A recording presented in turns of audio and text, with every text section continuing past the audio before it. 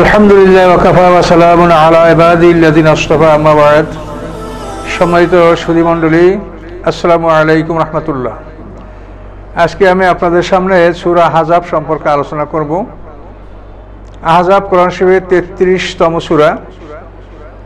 তো এই সূরা আহজাব বা খন্দকের যুদ্ধ, এই যুদ্ধের উপরে বিস্তারিত আলোচনা নিয়ে এই সূরাটা আল্লাহ নাযিল করেছেন। তো এই যুদ্ধটা, আহজাব যুদ্ধটা হলো কাফের মুশরিকদের পক্ষ থেকে মুসলমানদের উপরে সর্বশেষ যুদ্ধ, সর্বশেষ আক্রমণ। এই যুদ্ধের পরে আর কাফেররা কোনোদিন মদিনার উপরে অ্যাগ্রেসিভ অ্যাটাক তারা করতে আর পারেনি। এরপরে মুসলমানরাই অগ্রসর হয়েছে, তারাই যুদ্ধ করেছে। এই যুদ্ধের পরে হুদায়বিয়া সন্ধি সম্পাদিত হয়েছে, এরপরে মক্কা বিজয়। কিন্তু কাফেররা আর কোনোদিন মদিনার উপরে আক্রমণ করতে সাহস করে নাই। এটাই কাফেরদের শেষ যুদ্ধ। তো এই যুদ্ধটার বিস্তারিত বিবরণ সূরা আহজাবে আসে। তো আমরা এই বিষয়টা আলোচনা করব এবং এর মধ্যে ঈমানের যে বিষয়গুলি, এগুলি আমরা বুঝে নেওয়ার চেষ্টা করব। এই যুদ্ধের কারণ, বদরের যুদ্ধের কিছুদিন পরেই আল্লাহ রসুল ইহুদি বনু কাইনুকাকে মদিনা থেকে বহিষ্কার করেছেন। উল্লেখ্য যে মদিনায় 3 দল ইহুদি বসবাস করত: ইহুদি বনু কাইনুকা, ইহুদি বনু নজির, ইহুদি বনু কুরাইজা। এরা সকলেই পর্যায়ক্রমে মদিনা থেকে বহিষ্কার হয়েছে। সর্বপ্রথম বহিষ্কার হয়েছে ইহুদি বনু কাইনুকা, এরপরে বহিষ্কার হয়েছে ইহুদি বনু নজির, এরপরে সর্বশেষ বহিষ্কার হয়েছে ইহুদি বনু কুরাইজা। তো আমরা যে যুদ্ধ আলোচনা করছি, এ সময়ে বনু কুরাইজা মদিনাতে অবস্থান করছে, তারা এখনো মদিনা থেকে বহিষ্কার হয়নি। মদিনা থেকে 2টি দল বহিষ্কার হয়েছে, ইহুদি বনু কাইনুকা এবং ইহুদি বনু নজির। এই ইহুদিরা বহিষ্কার হয়ে তারা কতক খায়বারে, কতক সিরিয়ায় অবস্থান নিয়েছে। এই ইহুদিরাই মূলত জঙ্গে আহজাবের সংগঠক, আয়োজক এরাই। বনু নজিরের সর্দার হুয়াই বিন আখতাব, এরপরে আবু রাফে, এই ধরনের ইহুদি নেতা সহ 20 জন ইহুদি নেতা মক্কায় মুশরিকদের কাছে উপস্থিত হয় এবং তারা মুশরিকদেরকে বোঝাতে চেষ্টা করে যে আমরা তোমাদেরকে সার্বিক সহযোগিতা করব। তোমরা যদি মদিনা আক্রমণ করো, তাহলে অর্থ দিয়ে, অস্ত্র দিয়ে আমরা তোমাদের সাহায্য করব এবং অল্প সময়ের মধ্যেই মদিনা শহর জয় করা সম্ভব হবে। মদিনা থেকে মুসলমানদেরকে এবং মুহাম্মদ সাল্লাল্লাহু আলাইহি ওয়াসাল্লামকে নির্মূল করা সম্ভব হবে। এই ব্যাপারে কুরাইশ এবং কেনানা এরা রাজি হয়ে গেল যে হ্যাঁ, মদিনা তারা আক্রমণ করবে। তাদেরকে রাজি করার পর হুয়াই বিন আখতাব এবং আবু রাফে, 20 জন অন্যান্য লোকসহ তারা অন্য দলের কাছে চলে গেল, যেমন গোতফান, ফাজারা, আশজা, এই সমস্ত গোত্রের কাছে এরা চলে গেল। গোতফান অত্যন্ত শক্তিশালী একটা জাতি ছিল, তাদের মধ্যে অনেক যোদ্ধা ছিল। এই গোতফান, ফাজারা, মাররা, আশজা, এদের কাছে এই 20 জন ইহুদি নেতা গেল, গিয়া তাদেরকে বুঝালো যে আমরা মক্কার কুরাইশ এবং মক্কার কেনানা এদেরকে আমরা যুদ্ধের জন্য রাজি করেছি, কাজেই তোমরাও রাজি হও, মদিনা আক্রমণ করবে, আমরা তোমাদের যথাসাধ্য সাহায্য সহযোগিতা করব। এরপরে তারাও রাজি হয়ে গেল। এভাবে মানে কুরাইশ, কেনানা এবং এদিকে গোতফান, আশজা, ফাজারা, মাররা, এরা মিলে 2 দলে মানে 10,000 থেকে আরম্ভ করে 20,000 এর মধ্যে সমস্ত ঐতিহাসিক এবং তাফসীর কারকদের মতামত 10,000-এর কম কেউ বলে নাই এবং সর্বোচ্চ 20,000 পর্যন্ত বলেছে। এরা এই 20,000 সৈন্য প্রস্তুত করলো। এই সৈন্য প্রস্তুত করার পরে এরা মদিনা আক্রমণ করবে।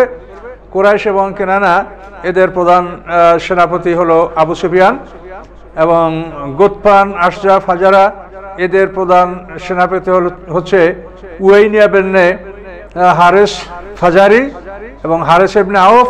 এরা এভাবে তাদের মানে যুদ্ধের জন্য সম্পূর্ণ প্রস্তুতি নিয়ে মক্কা থেকে তারা মদিনার দিকে রওনা করল। সম্মানিত সুধী, মক্কা থেকে মদিনা 500 কিলোমিটার উত্তর দিকে অবস্থিত। তো এখন স্বাভাবিকভাবে মনে হয় যে মক্কা থেকে মদিনা আক্রমণ করলে তো দক্ষিণ দিক থেকে আক্রমণ করা উচিত, কিন্তু মদিনার ভৌগোলিক অবস্থাটা এমন যে মদিনা শহরের দক্ষিণ দিক থেকে আক্রমণ করা সম্ভব নয়। মদিনা শহরের ভৌগোলিক অবস্থাটা এমন যে মদিনা শহরের দক্ষিণ পূর্ব দিকে ইহুদি বনু নজির, ইহুদি বনু কুরাইজা, এদের দুর্গ এবং এদের ঘন খেজুর বাগান। এভাবে মদিনার দক্ষিণ পূর্ব অঞ্চলটা ইহুদিদের দুর্গ এবং খেজুর বাগানে ঘেরা। এদিক থেকে কোনো মানুষ মদিনা শহরে প্রবেশ করতে পারে না, অন্তত যুদ্ধের জন্য সৈন্য প্রবেশ করতে পারে না। স্বাভাবিকভাবে বাড়িঘরে প্রবেশ করার জন্য ছোট ছোট গলি আছে। এই জন্য দক্ষিণ দিক থেকে মদিনা শহর আক্রমণ করা সম্ভব নয়। মদিনা শহর পূর্ব এবং পশ্চিম এই দুদিকে লাউর কঙ্কর ভূমি। এই কঙ্কর ভূমি এতই মারাত্মক যে ওই কঙ্কর ভূমিতে কোনো মানুষ বা কোনো উট, পশু, ঘোড়া প্রবেশ করলে তাদের পা কেটে তারা জখম হয়ে যাবে এবং চলার শক্তি থাকবে না, তারা অক্ষম হয়ে যাবে। এই জন্য মদিনার পূর্ব এবং পশ্চিম এই দুই দিক থেকে কোনো মানুষ বা কোনো সৈন্যদল মদিনা আক্রমণ করতে পারে না। শুধু উত্তর দিক, এই উত্তর দিক থেকেই মদিনা শহরে সৈন্য প্রবেশ করতে পারে। এই জন্য স্বাভাবিকভাবেই আল্লাহ রসুল যখন খবর পেলেন যে মুশরিকরা সম্মিলিতভাবে মদিনা আক্রমণ করবে, তখন আল্লাহ রসুল মদিনা শহরকে রক্ষা করার জন্য সাহাবায়ে কেরামদেরকে নিয়ে পরামর্শে বসলেন। পরামর্শের মধ্যে সালমান ফার্সি রাদিয়াল্লাহু তাআলা আনহু, তিনি এই বছরই অর্থাৎ এটা ৫ম হিজরি, খন্দকের যুদ্ধটা হয়েছিল ৫ম হিজরির শাওয়াল মাসে। তো সালমান ফার্সি, ওনার বিরাট ইতিহাস আছে। উনি এই বছরই উনি ইহুদিদের গোলামির থেকে উনি মুক্তি পান এবং স্বাধীন সাহাবী হিসাবে উনি মুসলমানদের মধ্যে ছিলেন। তো আল্লাহ রসুল যখন মদিনা শহর রক্ষার জন্য পরামর্শ করলেন, তখন সালমান ফার্সি বললেন, জি ইয়া রাসূলুল্লাহ, আমরা যখন পারস্যে এভাবে আক্রান্ত হতাম, তখন আমরা পরীক্ষা খনন করে খন্দক খুদে আমরা শহরকে রক্ষা করতাম। কাজেই মদিনা শহরকে রক্ষা করার জন্য সুন্দর পরামর্শ এটাই হবে যে মদিনা শহরের উত্তর দিক থেকে সৈন্যবাহিনী প্রবেশ করার মতো রাস্তা আমরা খন্দক খনন করে, পরীক্ষা খনন করে এই রাস্তা আমরা বন্ধ করে দেব। সর্বসম্মতিক্রমে সালমান ফার্সি এই প্রস্তাবটি পাশ হলো যে মদিনা শহরের উত্তর দিকে খন্দক করা হবে। উত্তরে থাকবে উহুদ পাহাড়, উত্তরে রয়েছে, এবং এরপরে দক্ষিণ দিকে রয়েছে শিলা পর্বত। এই শিলা পর্বতকে পিছনে রেখে, শিলা পর্বতকে পিছনে রেখে উহুদ এবং শিলা এই দুই পাহাড়ের মাঝখানে মদিনার উত্তর দিক থেকে একটা প্রায় 3 মাইল লম্বা পরীক্ষা খনন করা হবে এবং এটার গভীর হবে এবং ডেপথের গভীর হবে 10 ফুট, চওড়া হবে 20 ফুট এবং প্রায় 3 মাইল লম্বা। আল্লাহ রসুল সাহাবায়ে কেরামদের জন্য একটা রেখা টেনে দিলেন এবং প্রত্যেক 10 জন সাহাবীর প্রতি 40 হাত রাস্তা ভাগ করে দিলেন এবং নকশা একেবারে এঁকে দিলেন। মাটির উপরে তিনি রেখা টেনে দিলেন যে তোমরা 10 জন সাহাবী 40 হাত জায়গা খনন করবে, 10 হাত গভীর, 20 হাত চওড়া, 10 জনে 40 হাত। এইভাবে আল্লাহ রসুল খন্দক খোদার জন্য ব্যবস্থা দিয়ে দেন। সাহাবায়ে কেরাম এভাবে খন্দক খোদা শুরু করলেন। আল্লাহ রসুল নিজেও একটা অংশ তিনি নিলেন। তো এভাবে খন্দক খোদার কাজ শুরু হলো। এর মধ্যে একটি মারাত্মক ঘটনা ঘটলো। আমর ইবনে আউফ আনসার তিনি বলেন যে আমি, সালমান ফার্সি, হুযায়ফা ইয়ামানি, নোমান এবং অন্য 6 জন আনসার, এরা কয়জন হলো মুহাজির। তো এরা বলেন যে আমি আমর ইবনে আউফ, সালমান, হুযায়ফা, তারপরে নোমান এবং অন্য 6 জন আনসার নিয়ে 40 হাত একটা অংশ আমরা পেলাম। তো সালমানকে রসুল, এরপরে সমস্যাটা এই হলো যে এরা খন্দক খোদার কাজ শুরু করে দিয়েছে, তাদের মাঝে এমন একটা কঠিন পাথর বের আসে যে সেই পাথরে তাদের লোহার অস্ত্রগুলি সব বাঁকা হয়ে যাচ্ছে, ভেঙে যাচ্ছে, কিন্তু পাথর কাটছে না। এরকম একটা ভয়ঙ্কর অবস্থার সৃষ্টি হলে তখন তারা সালমানকে বললেন যে তুমি রাসূল সাল্লাল্লাহু আলাইহি ওয়াসাল্লামের কাছে যাও, গিয়া বলো যে ইয়া রাসূলুল্লাহ, আপনি যে আমাদেরকে রেখা টেনে চিহ্নিত করে দিয়েছেন, এই রেখা আমরা পরিবর্তন করতে চাই না, কিন্তু আমাদের ভাগে এমন একটা কঠিন পাথর বের হয়ে আসে যে পাথরটাকে আমরা কোনোভাবে ভাঙতে পারছি না, আমাদের লোহার অস্ত্রগুলি ফেরত আসছে, বাঁকা হয়ে যাচ্ছে, ভেঙে যাচ্ছে। তো সালমান ফার্সি আল্লাহ রসুলের কাছে গেলেন, আল্লাহ রসুলের হাত ধরে বললেন যে ইয়া রাসূল এই অবস্থা। তখন আল্লাহ রসুল সালমান ফার্সির হাত ধরা, এই অবস্থায় তারা ওই অংশের কাছে চলে আসলেন। আসার পরে আল্লাহ রসুল ওই খন্দকের মধ্যে নামলেন এবং 9 জনই উপরে ছিল, আল্লাহ রসুল একাই নামলেন এবং তিনি সালমান ফার্সির কাছ থেকে তার গেন্তি বা কোদাল এটা আল্লাহ রসুল হাতে নিলেন। হাতে নেওয়ার পরে আল্লাহ রসুল আল্লাহর নাম নিয়ে প্রথমে ওই পাথরের আঘাত করলেন। এক আঘাতে এমনভাবে স্পার্ক হলো, এমনভাবে আগুন জ্বলে উঠলো যে আল্লাহ রসুলের বগলের দুই দিক থেকে আলো প্রকাশিত হলো। মনে হচ্ছে যেন অন্ধকার ঘরে আলো জ্বালালে যেভাবে আলো হয় সেভাবে সবকিছু আলোকিত হয়ে গেল এবং পাথরের 3/1 ভেঙে গেল। এবং এই আলোতে আল্লাহ রসুল মাদায়েন এবং হীরা এই অঞ্চল দেখতে পেলেন। মাদায়েন শহর এবং পারস্যের রাজধানী এবং অট্টালিকাগুলি কুকুরের দাঁতের মতো আল্লাহ রসুলের দৃষ্টিতে তিনি দেখতে পেয়েছিলেন। এরপরে আল্লাহ রসুল দ্বিতীয়বার আঘাত করলেন।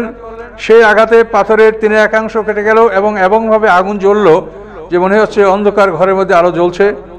তো এভাবে সেই আল্লাহ রসুলের বগলের দুই কিনার থেকে আলো বেরিয়ে আসলো এবং এই আলোতে আল্লাহ রসুল কেসরা মানে রোম সাম্রাজ্যের রাজপ্রাসাদ তিনি দেখতে পেলেন। তৃতীয়বার আল্লাহ রসুল আঘাত করলেন। এই আঘাতে পাথর সম্পূর্ণ গুঁড়ো গুঁড়ো হয়ে গেল। এই আঘাতে আল্লাহ রসুল ইয়ামান, সানা এগুলি দেখতে পেলেন এবং আল্লাহ রসুল বললেন যে তোমরা কি কিছু দেখতে পেয়েছো? তখন সালমান ফার্সি বললেন, ইয়া রাসূলুল্লাহ, আমি এই বিষয়টা দেখতে পেয়েছি।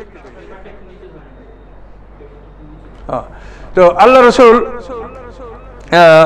বললেন যে তোমরা সালমানের প্রতি লক্ষ্য রাখো, সালমানের কথা শোনো। এই বলে আল্লাহ রসুল বলেন যে দেখো, প্রথমবার যে আমি আঘাত করেছি, আঘাতে আমি হীরা এবং পারস্যের রাজধানী মাদায়েন এটা আমি দেখতে পেয়েছি। দ্বিতীয় আঘাতে আমি কায়সার বা রোম সাম্রাজ্যের রাজপ্রাসাদ আমি দেখতে পেয়েছি এবং তৃতীয় আঘাতে আমি ইয়ামান পর্যন্ত দেখতে পেয়েছি। এবং জিবরিল আমিন আমাকে বলেছেন যে অঞ্চলগুলি আমার সাহাবীরা কোনো এককালে এগুলি তারা জয় করবে। এই কথা শুনে মুনাফিকরা উপহাস করতে লাগলো যে আমরা প্রস্রাব পায়খানার জন্য ঘর থেকে বেরোতে পারি না, আর মুহাম্মদ সাল্লাল্লাহু আলাইহি ওয়াসাল্লাম কোথায় রোম, পারস্য, ইয়ামেন এগুলি দখলকারী, এটা কেমন কথা? এভাবে মুনাফিকরা এই বিষয় নিয়ে উপহাস করতেছিল। তখন আল্লাহ তাআলা আয়াত নাযিল করেছেন কোরআন পাকে, কুলিল্লাহুম্মা মালিকাল মুলক, যে আপনি তাদেরকে বলুন যে আল্লাহ তাআলা মুলুকের মালিক, কাজে আল্লাহ তাআলা যাকে ইচ্ছে সাম্রাজ্য দান করেন এবং যার থেকে ইচ্ছে তিনি সাম্রাজ্য কেড়ে নিতে পারেন। তো এভাবে খন্দক খোদার কাজ সমাপ্ত হলো। এই খন্দক খোদার মধ্যে একটা ঘটনা ঘটেছিল। জাবের নামে একজন সাহাবী, তিনি আল্লাহ রসুলের মেহমানদারির জন্য তার একটা বকরি ছিল, সেই বকরির জবা করলো এবং 100 পরিমাণ অর্থাৎ 3.5 কেজি পরিমাণ গম ছিল, আটা ছিল, তা দিয়ে রুটি তৈরি করলেন। করে তিনি বলি, ইয়া রাসূলুল্লাহ, আমার এই পরিমাণ খাদ্য আছে, তো আপনার বিশেষ কয়েকজন সাহাবী নিয়ে আপনার বাড়ি, আপনি আমার বাড়িতে মেহমান হতে পারেন। কিন্তু আল্লাহ রসুল সমস্ত সাহাবীদেরকে নিয়েই জুবাইরের বাড়িতে গেলেন। জুবাইর ঘাবড়ে গেল। ঘাবড়ে যাওয়ার পরে জুবাইর স্ত্রী বলে যে তুমি কি আল্লাহ রসুলকে বলেছো যে তোমার কাছে কি পরিমাণ খাদ্য এবং রুটি আছে? আল্লাহ রসুলকে জানিয়েছো? বলে হ্যাঁ জানিয়েছি। তো জানানোর পরে আল্লাহ রসুল যখন সবাইকে নিয়ে আসেন, এটা তার ব্যাপার, এ ব্যাপারে তুমি কোনো চিন্তা করো না। আল্লাহ রসুল বললেন যে জুবাইর, তোমার খাদ্য তুমি যে বকরি পাক করেছো সেটা একটা পাত্রে কাপড় দিয়ে ঢেকে আমার কাছে নিয়ে আসো এবং রুটি পাকাইছো সেটা একটা কাপড় দিয়ে ঢেকে আমার কাছে নিয়ে আসো। আল্লাহ রসুল নিজ হাতে এখন এই খাদ্য বন্টন করতে শুরু করলেন। ওই পাত্র ঢাকা, ওর ভিতর থেকে আল্লাহ রসুল রুটি বের করে সাহাবাকে দিচ্ছেন এবং ওর ভিতর থেকে গোশত বের করে সাহাবীকে দিচ্ছেন। এভাবে সমস্ত সাহাবীর অন্তত 3000 সাহাবী খন্দক খোদার কাজে অংশগ্রহণ করেছিলেন। এরা সবাই রুটি খেলো, গোশত খেলো, তারপরও বাড়ির লোকজনদের জন্য সেখানে খাবার উদ্বৃত্ত ছিল। এটা হচ্ছে আল্লাহর রহমত এবং আল্লাহ রসুলের মুজিজা। এভাবে সম্মিলিত বাহিনীর খন্দক খোদা শেষ হয়ে গেল।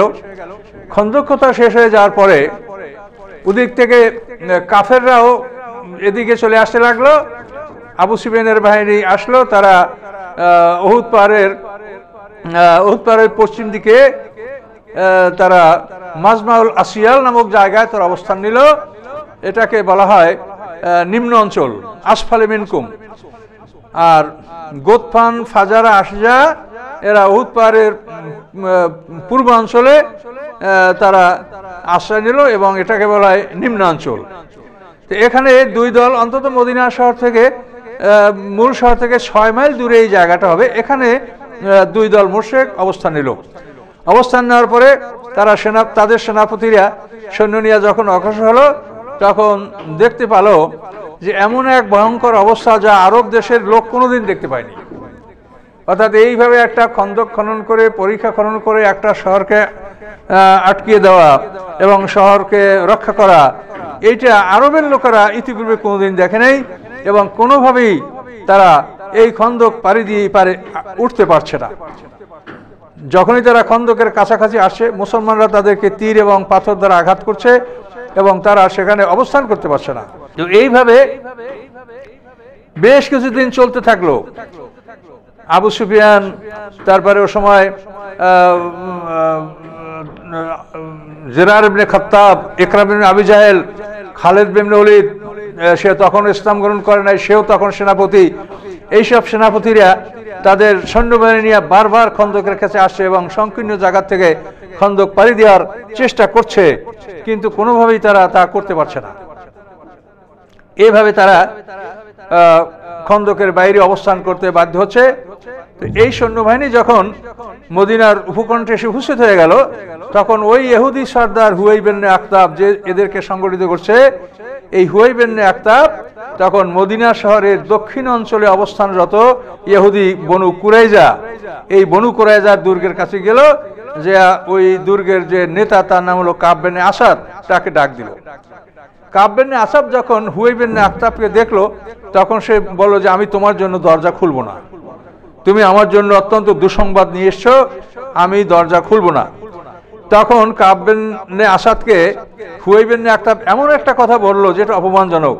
হুয়াইব ইবনে আখতাব বলল যে তুমি এই ভয়তে দরজা খুলছো না যে আমি তোমার রুটিতে শরীক হব।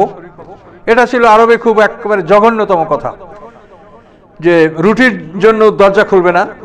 তখন কাব বিন আসাদ রাগ করে দরজা খুললো।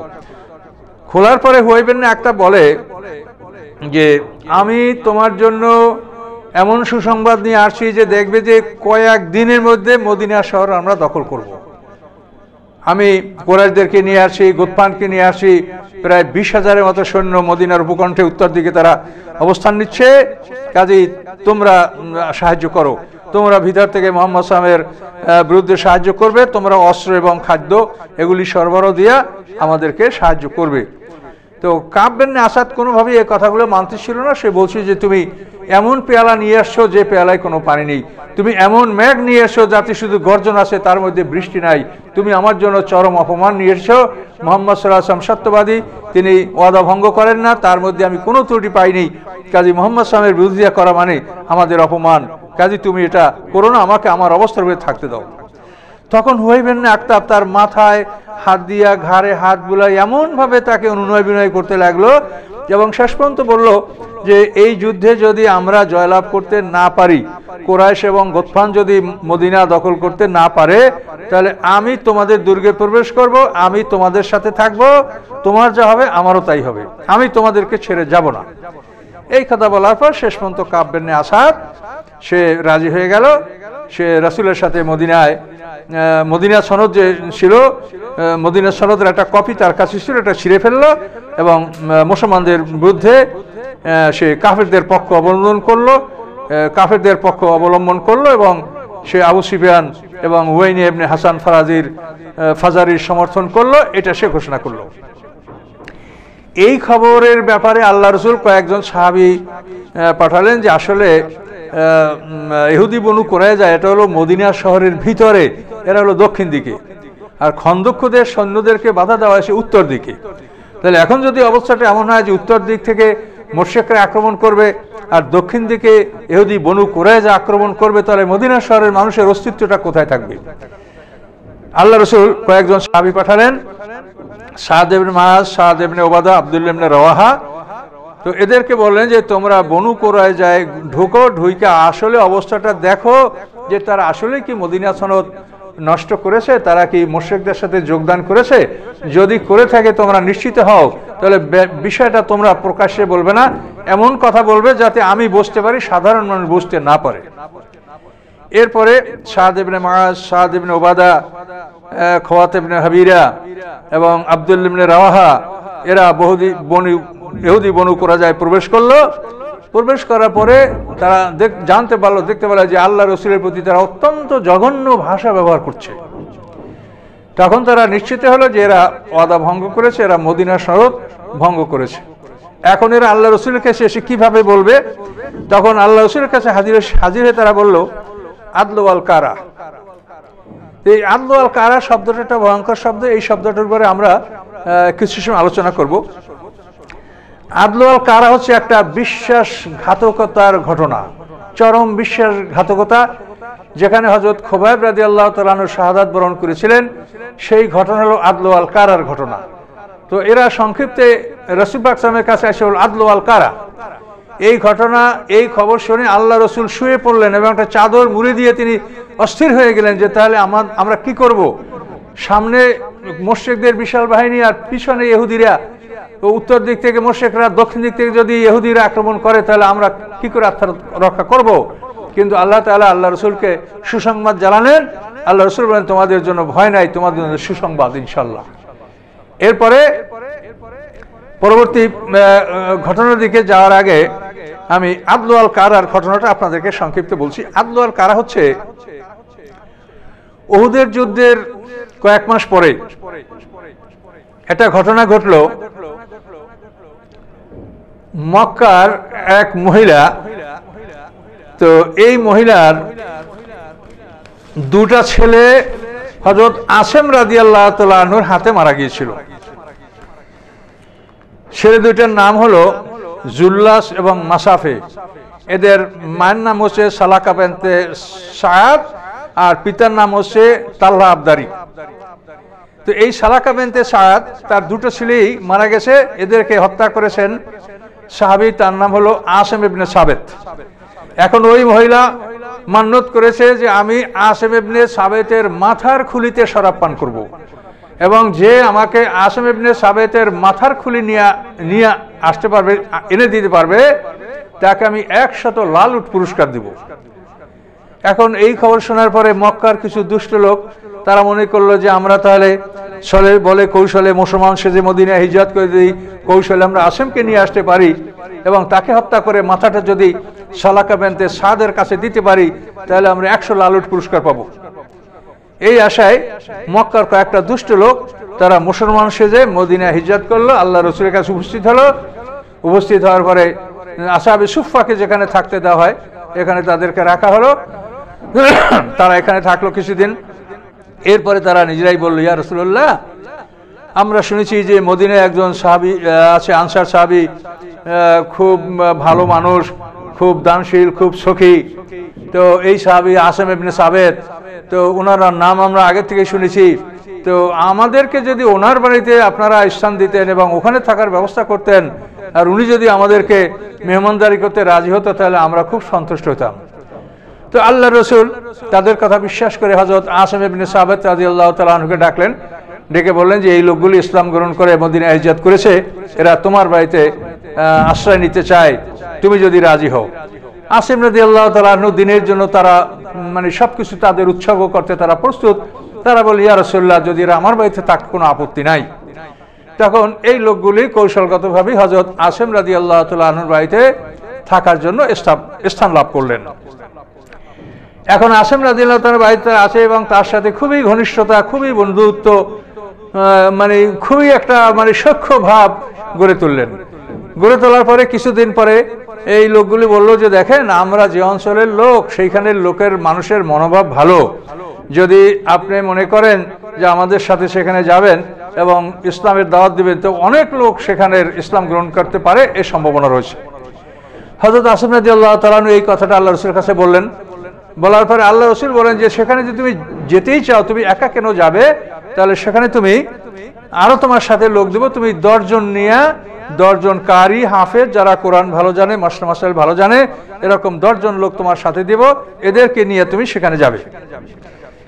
তো এখন আল্লাহ রসুল তাদের এই গোপন ষড়যন্ত্র কিছুই বুঝতে পারছিলেন না।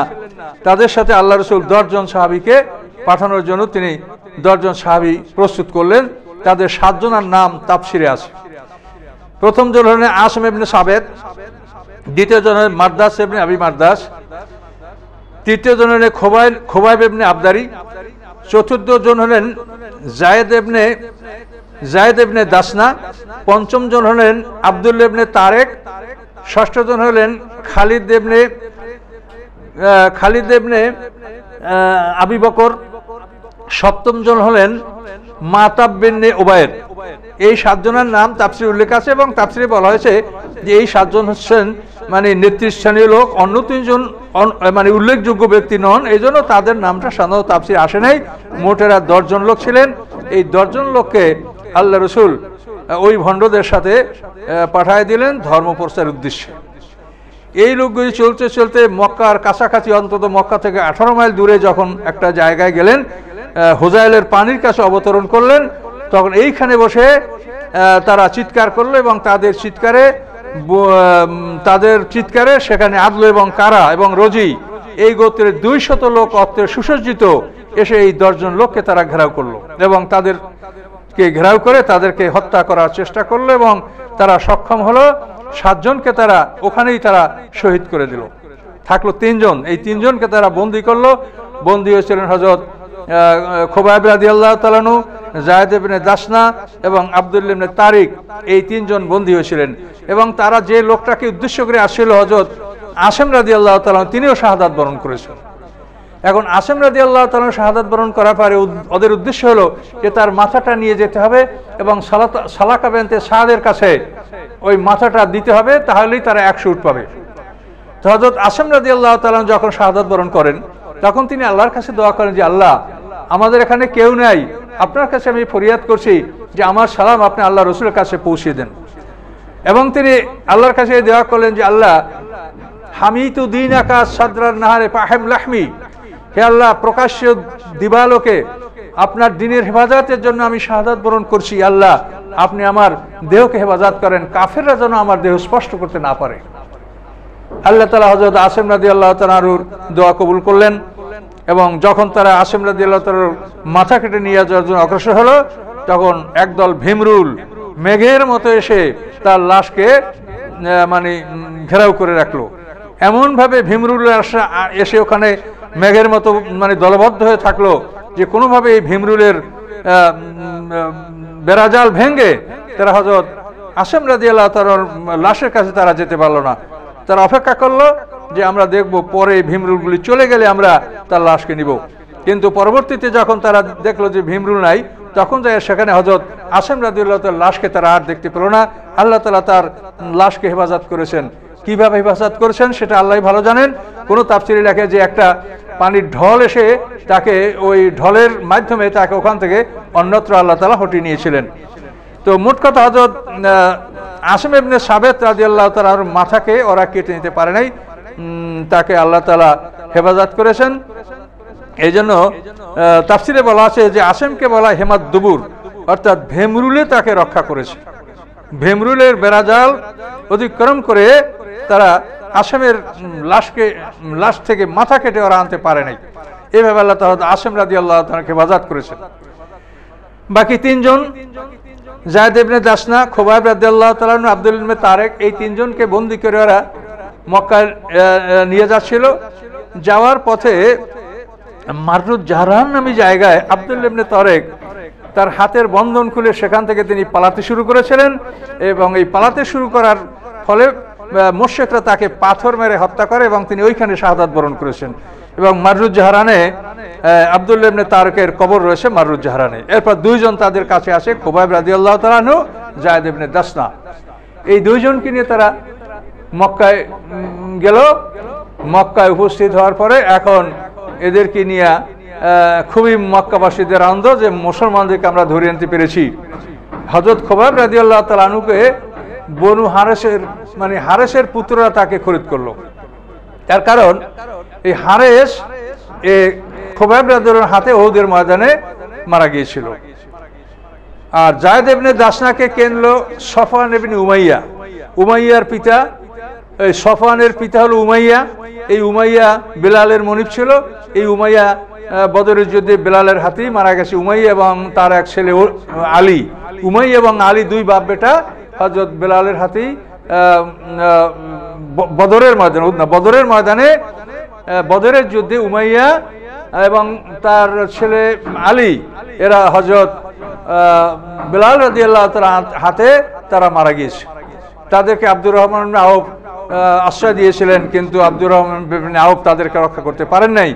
আনসারদের সহযোগিতা নিয়ে হযরত বেলাল রাদিয়াল্লাহু তাআলা আনহু এই উমাইয়াকে এবং তার ছেলে আলীকে হত্যা করেছে। এই উমাইয়ার ছেলে সফওয়ান ইবনে উমাইয়া, এই সফওয়ান ইবনে উমাইয়া যায়েদ ইবনে দাসনাকে খরিদ করলো যে তার বাবার বিনিময়ে তাকে হত্যা করা হবে। এইভাবে তাদেরকে মক্কা শহরে রাখা হলো, দুইটা বাড়িতেই আলাদা আলাদা জায়গায় দুজনকে রাখা হলো। রাখার পরে ওই সময়টা ছিল মুহররম মাস, মুহররম মাসে তারা কাউকে হত্যা করবে না, মুহররম মাস পার হলে তারা হত্যা করবে। মুহররম মাস পার হয়ে যাওয়ার পরে তারা এদেরকে নিয়ে গেল, মানে হেরেমের বাইরে তানিমের কাছে নিয়ে গেল। হেরেমের মধ্যে তারা এই হত্যা করবে না। এখন যেখানে মসজিদে তানিম, অর্থাৎ মক্কা থেকে এটা মানে 6 মাইল উত্তরে তানিম, এই তানিমের কাছে তাদেরকে হত্যা করার জন্য সেখানে শুল স্থাপন করা হয়েছিল। প্রথমে হযরত খুবাইব রাদিয়াল্লাহু তাআলা আনহুর কাছে, খুবাইব রাদিয়াল্লাহু তাআলা আনহুকে শুলের কাছে নিয়ে যাওয়া হলো। নিয়ে যাওয়ার পর হযরত খুবাইব রাদিয়াল্লাহু বলেন যে তোমরা আমাকে 2 রাকাত নফল নামাজ পড়তে দাও। হযরত খুবাইব রাদিয়াল্লাহু তাআলা আনহুকে 2 রাকাত নফল নামাজ পড়তে ওরা সুযোগ দিল, এবং শহীদের জন্য বা ফাঁসির আসামির জন্য এই 2 রাকাত নফল নামাজ পড়াটা সুন্নাত। যেহেতু হযরত খুবাইব রাদিয়াল্লাহু তাআলা আনহু এই নামাজ পড়েছেন, তখন রাসূল পাক সাল্লাল্লাহু আলাইহি ওয়াসাল্লাম পৃথিবীতে জীবিত আছেন, আল্লাহ রাসূল এই বিষয়টাকে অনুমোদন করেছেন, তিনি নিষেধ করেন নাই, এই জন্য এটা সুন্নাত হিসাবে এটা পরিচিতি লাভ করেছে। খুবাইব রাদিয়াল্লাহু তাআলা আনহু 2 রাকাত সুন্নাত নামাজ পড়লেন। এরপর বললেন যে তোমরা আমাকে শুলে বিদ্ধ করবে, তোমরা আমাকে কিবলামুখী করে আমাকে শুলে দাও, অর্থাৎ দক্ষিণ দিকে আমাকে মুখ ফিরিয়ে শুলে দাও। ওরা বলে যে তা হবে না, তোমাকে মদিনার দিকে ফিরিয়া তোমাকে শুলে দেব। এরপরে মদিনার দিকে ফিরিয়া তাকে শুলে বিদ্ধ করলো। শুলে বিদ্ধ করার পরে মক্কার মুশরিক নেতারা, আবু সুফিয়ান সহ অন্যান্য নেতারা ঘোষণা করলো, বদরের যুদ্ধে, উহুদের যুদ্ধে যাদের আত্মীয় স্বজন পিতামাতা মারা গেছে তারা 40 জন আসো, তারা 40 জন তোমাদের পিতামাতা এবং আত্মীয় স্বজনের বিনিময়ে তোমরা খুবাইবকে হত্যা করো। তখন এই খুবাইবকে হত্যা করার জন্য সেই যে হারিসের পুত্র আবু সরুয়া ইবনে উকবা এ আসলো সবাই আগে 40 জনের মধ্যে। আয়েশা হযরত খুবাইব রাদিয়াল্লাহু তাআলা বুকে বল্লম ঢুকায় দিল এবং বুক থেকে পিছনে পার হয়ে গেল। এই অবস্থায় হযরত খুবাইব রাদিয়াল্লাহু তাআলা কেঁপে উঠলেন এবং তার চেহারা কিবলামুখী হয়ে গেল। এরপর 40 জনে তাকে আঘাত করতে লাগলো। এইভাবে আঘাত করে করে হযরত খুবাইব রাদিয়াল্লাহু তাআলাকে ওখানে তারা হত্যা করলো এবং তাকে হত্যা করে ওখানে ঝুলন্ত অবস্থায় রাখলো, যাতে এটা একটা প্রদর্শনী, যাতে তারা দেখাতে পারে যে আমরা মুসলমানদের থেকে কিভাবে আমরা প্রতিশোধ নিচ্ছি। এই ঘটনাটা তারা ওখানে ওইভাবে দেখানোর জন্য তাকে লাশ ঝুলিয়ে রেখেছিল। এরপর দ্বিতীয়বার তারা যায়েদ ইবনে দাসনাকে আবার শুলের কাছে নিয়ে আসলো। এসে ওই একইভাবে যায়েদ ইবনে দাসনা 2 রাকাত নফল নামাজ পড়লেন, কিবলামুখী করে শুলিতে বললেন, তার কোনো অনুরোধ রক্ষা করা হলো না। এরপরে সফওয়ান ইবনে উমাইয়ার একটা কৃতদাস যার নাম ছিল নেস্তাস, এই নেস্তাস কৃতদাসকে আদেশ দেওয়া হলো যে তুমি আগে তাকে আঘাত করো। এই নেস্তাস হচ্ছে সফওয়ান ইবনে উমাইয়ার কৃতদাস। এই সফওয়ানের পিতা হল উমাইয়া। এখানে সংক্ষিপ্ত ইতিহাসটা হচ্ছে এই, হযরত বেলাল রাদিয়াল্লাহু তাআলা আনহু উমাইয়ার গোলাম ছিল। উমাইয়া বেলালকে অকথ্য ভাষায় নির্যাতন করত। আবু বকর সিদ্দিক রাদিয়াল্লাহু তাআলা আনহু তাকে রক্ষা করার জন্য, তাকে মুক্ত করার জন্য উমাইয়াকে বলতো, কিন্তু উমাইয়া তাদের রাজি হতো না। শেষ পর্যন্ত আবু বকর সিদ্দিক বললেন যে আমার কাছে এমন একটা সুন্দর গোলাম আছে, যেই গোলামটা তোমার ওই বেলালের চাইতে বহু গুণে মূল্যবান গোলাম। এই গোলামটা নেস্তাস, এই গোলামের অনেক ধন সম্পদ আছে। এই নেস্তাস গোলামটা ছিল আবু বকর সিদ্দিকের গোলাম। তখন আবু বকর সিদ্দিক উমাইয়াকে বলল যে আমি নেস্তাসকে তোমাকে দিব, তার বিনিময়ে তুমি বেলালকে আমাকে দাও, তোমার অনেক লাভ হবে এতে। তখন সে উমাইয়া রাজি হয়েছিল। রাজি হইয়া এই নেস্তাস গোলামকে সে গ্রহণ করেছিল আবু বকর সিদ্দিক থেকে, এবং বেলালকে সে আবু বকর সিদ্দিককে দান করেছিল। এই নেস্তাস গোলাম উমাইয়া মারা যাওয়ার পর ছেলে সফওয়ান উমাইয়া তার মালিক। এই নেস্তাস গোলামকে সফওয়ান ইবনে উমাইয়া বলল যে তুমি যায়েদ ইবনে দাসনাকে আঘাত করো। তখন সে প্রথম যায়েদ ইবনে দাসনাকে আঘাত করলো, এরপর আরো 39 জন লোক একসঙ্গে তাকে আঘাত করলো। এইভাবে তাদেরকে হত্যা করা হলো। তো এই ঘটনা যারা অবলোকন করেছিল তাদের অনেকের অনেক বিপদ আপদ হয়েছে, অনেকের ভয়ঙ্কর সমস্যা হয়েছে, অনেকে নানাভাবে রোগ ব্যাধি আক্রান্ত হয়ে মারা গেছে। তো হযরত খুবাইব রাদিয়াল্লাহু তাআলা আনহুকে যখন এভাবে হত্যা করা হয়, তখন খুবাইব রাদিয়াল্লাহু তাআলা আনহু আল্লাহর কাছে দোয়া করেছিলেন যে আল্লাহ, ইয়া আল্লাহ, আমার কাছে কেউ নাই, আমার সালাম আল্লাহ রসুলকে পৌঁছিয়ে দেন। তখন আল্লাহ রাব্বুল আলামিন হযরত খুবাইব রাদিয়াল্লাহু তাআলা আনহুর সালাম আল্লাহ রসুলকে শুনিয়ে দিয়েছিলেন। এবং একজন সাহাবী, সেই সাহাবীর নাম হচ্ছে যায়েদ ইবনে আসলাম। তো এই সাহাবী বলেন যে আমি আল্লাহর রাসূলের মজলিসে বসা ছিলাম। তো আল্লাহ রসুলের মজলিসে বসা থাকার পরে তো দেখলাম হঠাৎ করে যে আল্লাহ রসুলের মধ্যে মানে একটা ঘুমের একটা নিদর্শন প্রকাশ পাচ্ছে। তো যায়েদ আসলাম বলেন যে আমি আল্লাহ রসুলের মজলিসে ছিলাম এবং দেখতে পেলাম যে আল্লাহ রসুলের মধ্যে একটা ঘুমের নিদর্শন, অর্থাৎ ওহী নাযিল হবে এরকম অবস্থা আল্লাহ রসুলের উপরে প্রকাশ পাচ্ছে। এই অবস্থাতেই আল্লাহ রসুল তার ওহীর তন্দ্রা কেটে গেল এবং তিনি বললেন আলাইহিস সালাম ওয়া রাহমাতুল্লাহি ওয়া বারাকাতুহু এ বললেন, এবং সাথে আল্লাহ রসুল বললেন যে কুরাইশ এখনই হযরত খুবাইব রাদিয়াল্লাহু তাআলা আনহুকে শহীদ করে দিয়েছে এবং এই জিবরিল আমিন আমার কাছে আসছে এবং জিবরিল আমিন তার সালাম নিয়ে আমার কাছে এসেছে।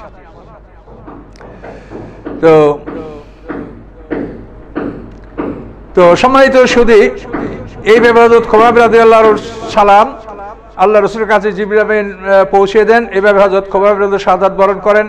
এভাবে যায়েদ ইবনে দাসনা রাদিয়াল্লাহু তাআলা আনহু শাহাদাত বরণ করার পরে তাদের লাশকে এভাবে শুলে ঝুরিয়ে রাখা হয়। তো এভাবে অবস্থা চলতে থাকার পরে আল্লাহ রসুল একদিন সাহাবায়ে কিরামদেরকে বলেন যে তোমাদের মধ্যে এমন কেউ আছো যে হযরত খুবাইব রাদিয়াল্লাহু লাশকে নিয়ে আসতে পারো? তখন সাহাবীদের মধ্যে আল্লাহ রসুলের ফুফু সাফিয়ার ছেলে, এই আল্লাহ রসুলের ফুফু সাফিয়ার ছেলে, উনি বললেন যে আমি এ কাজ করতে পারবো ইয়া রাসূলুল্লাহ, আমি এটা করতে পারবো এবং আমার সাথে থাকবে মিকদাদ ইবনে আসওয়াদ, আমরা দুজনে এই কাজ আমরা করতে পারবো। তখন আল্লাহ রসুলের সেই ফুফাতো ভাই এবং মিকদাদ ইবনে আসওয়াদ, তো এরা দুজন ঘোড়ায় চড়ে সেখানে মক্কার দিকে রওনা করলেন যে আমরা আল্লাহ যদি রহমত করি, আসলে আপনি দোয়া করেন, তো আমরা এই লাশকে সেখান থেকে উদ্ধার করে নিয়ে আসবো। তো এখানে এই দুইজন লোক চলে গেলেন। গভীর রাত্রে তারা সেই খুবাইব রাদিয়াল্লাহু তাআলার লাশের কাছে তারা পুষতে সক্ষম হলেন। লাশের কাছে পুষতে সক্ষম হওয়ার পরে তারা দেখতে পেলেন যে 40 জন লোক সেই লাশকে পাহারা দিচ্ছে। 40 জন লোক সেই লাশকে পাহারা দিচ্ছে। তখন হযরত জুবাইর ইবনে আওয়াম, যিনি আল্লাহর রসুলের ফুফু সাফিয়ার ছেলে, উনি সেই লাশকে হযরত খুবাইব রাদিয়াল্লাহু তাআলার লাশকে সেখান থেকে নামালেন। লাশকে নামাইয়া ঘোড়ার উপরে তুললেন। ঘোড়ার উপরে তুলে মিকদাদ ইবনে আসওয়াদ এবং জুবাইর ইবনে আওয়াম এরা দুজনই মদিনার পথে রওনা করলেন। মদিনার পথে রওনা করার পরে যখন ভোর হয়ে গেল, তখন মুশরিকরা জানতে পারলো যে এখানে লাশ নাই, তো এটা কে নেবে? এটা মদিনার লোক ছাড়া এটা কেউ করতে পারে না। তখন তারা কুরাইশ নেতাদের কাছে খবর দিল। কুরাইশ নেতারা বলল যে তোমরা অনুসন্ধান করো। তখন 70টা ঘোড়সওয়ার এদের অনুসন্ধানে মদিনার দিকে রওনা হলো। এই ঘোড়াগুলি দ্রুতগামী ছিল। তারা তাদের কাছাকাছি পৌঁছে গেল। তখন হযরত জুবাইর ইবনে আওয়াম যখন দেখতে পেলেন যে মক্কা থেকে এক ঝাঁক ঘোড়সওয়ার অগ্রসর হচ্ছে, তখন তিনি অস্থির হয়ে গেলেন যে এখন হয়তো আমাদের জীবন যাবে। তখন তিনি হঠাৎ করে খুবাইব রাদিয়াল্লাহু লাশকে মাটিতে ফেলে দিলেন। মাটিতে ফেলে দেওয়ার সাথে সাথে বালুর একটা ঝড় এসে তার লাশকে বালুতে গিলে ফেললো।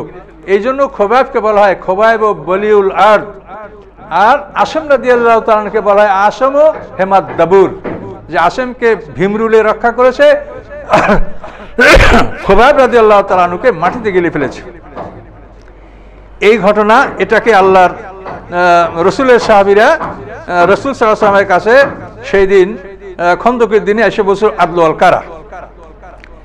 এরপরে মুশরিক বাহিনীদের সৈন্যদের মধ্যে এভাবে মানে তাদের চক্কর লাগানো এবং খন্দকের চতুর্পাশে ঘোরাফেরা করা, এটা তারা করছে, কিন্তু কোনোভাবে তারা খন্দক পাড়ি দিয়ে তারা উঠতে পারছে না, কোনোভাবে খন্দক পাড়ি দিয়ে তারা মদিনা শহরের ভিতরে প্রবেশ করতে পারছে না। এই অবস্থায় প্রায় 20 দিন 25 দিন পর্যন্ত পার হয়ে গেল। পার হয়ে যাওয়ার পরে আল্লাহর রাসূল, মুসলমানদের কষ্ট অস্বাভাবিক, যেহেতু মাত্র 3000 মানুষ, এত বড় একটা খন্দক দিবারাত্রি পাহারা দিতে হচ্ছে, তারা বিশ্রামের সময় পাচ্ছে না। মহিলাদেরকে সব একটা তাঁবুতে, বনু হারেসের তাঁবুতে মহিলাদেরকে সব এক জায়গায় রাখা হয়েছে একত্রিত করে, মুসলমানরা সব যুদ্ধের মাঠে। এভাবে প্রায় 25 দিন পার হয়ে গেল, ওরা ওইদিকে ঢুকতে পারছে না এবং ওরা সরেও যাচ্ছে না। তো এমতো অবস্থায় একদিন আল্লাহ রাসূল গোপনে ওয়াইনে ইবনে হাসান ফাজারি এবং তার অন্য সাথী হারেস ইবনে আউফ, এই দুইজন সেনাপতিকে আল্লাহ রাসূল গোপনে ডাকলেন। ডাকার পরে আল্লাহ রাসূল তাদেরকে বললেন যে দেখো, তোমরা যদি কুরাইশদের পক্ষ ত্যাগ করো এবং তোমরা যদি এখান থেকে তোমাদের বাড়িতে ফিরে যাও, তাহলে আমি তোমাদেরকে মদিনার যে উৎপাদন খেজুর, এই মদিনার খেজুরের 3 ভাগের 1 ভাগ খেজুর তোমাদেরকে দিব। এখন ওরা বলে যে না, আমরা ফিরে যাব, আমাদেরকে মদিনার অর্ধেক খেজুর দিতে হবে। তো এখন আল্লাহ রাসূল বলেন যে মদিনার খেজুরের মালিক তো আসলে আমি না, এটা বাগানের মালিক হলো আনসার বাহিনী, তো আনসাররা, কাজে আমি আনসারদের সাথে আলাপ করে তোমাদেরকে বলবো।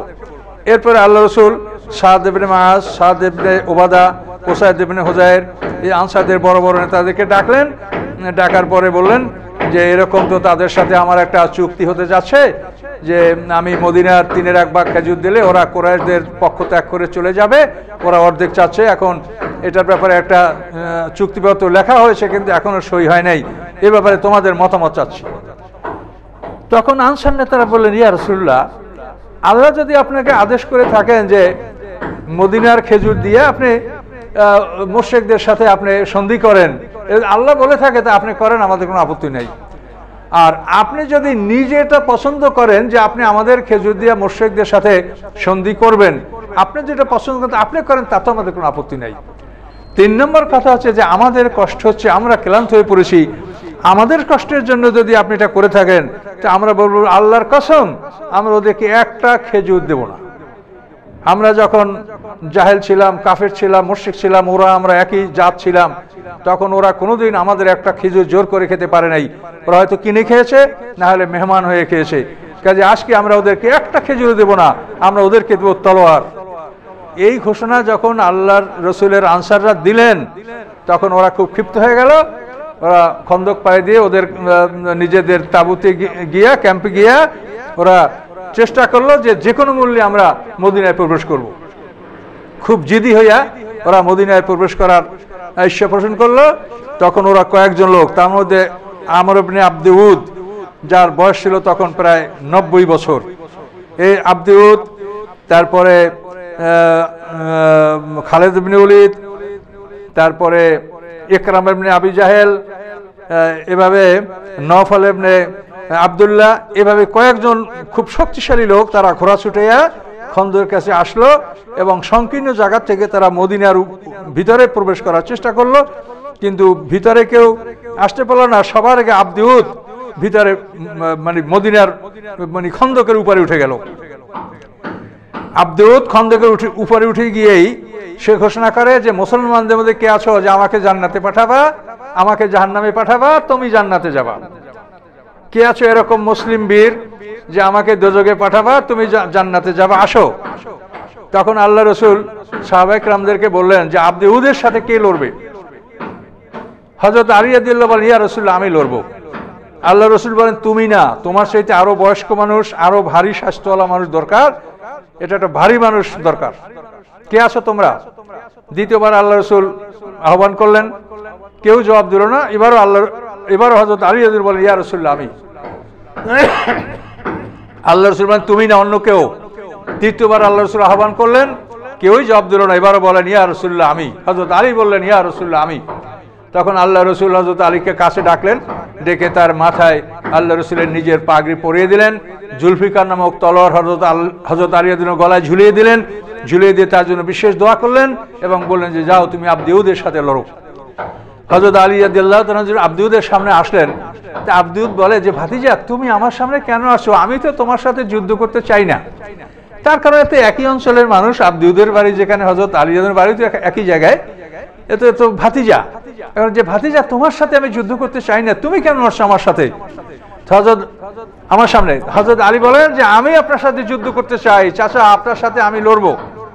এই বলাতে ওর মধ্যে মানে জোশ উঠলো, ও লাফ দিয়া ঘোড়া থেকে নেমে পড়লো, নেমে ঘোড়ার পায়ে এক কোপ লাগাই দিল, ঘোড়ার মস্তকে এক কোপ লাগাইয়া ঘোড়াকে হটাই দিল, হটাই দিয়ে আলীর সাথে সে যুদ্ধের জন্য প্রস্তুত হয়ে গেল। এখন আলীর সাথে তার যুদ্ধ, মল্লযুদ্ধ, দুজনেই তলোয়ার পাকাচ্ছে, তলোয়ার ঘুরাচ্ছে, এভাবে তলোয়ার ঘুরে কে কাকে আঘাত করতে পারে। হঠাৎ করে আব্দুদ আলী হযরত আলী যাদের মাথায় তলোয়ারে আঘাত করলো।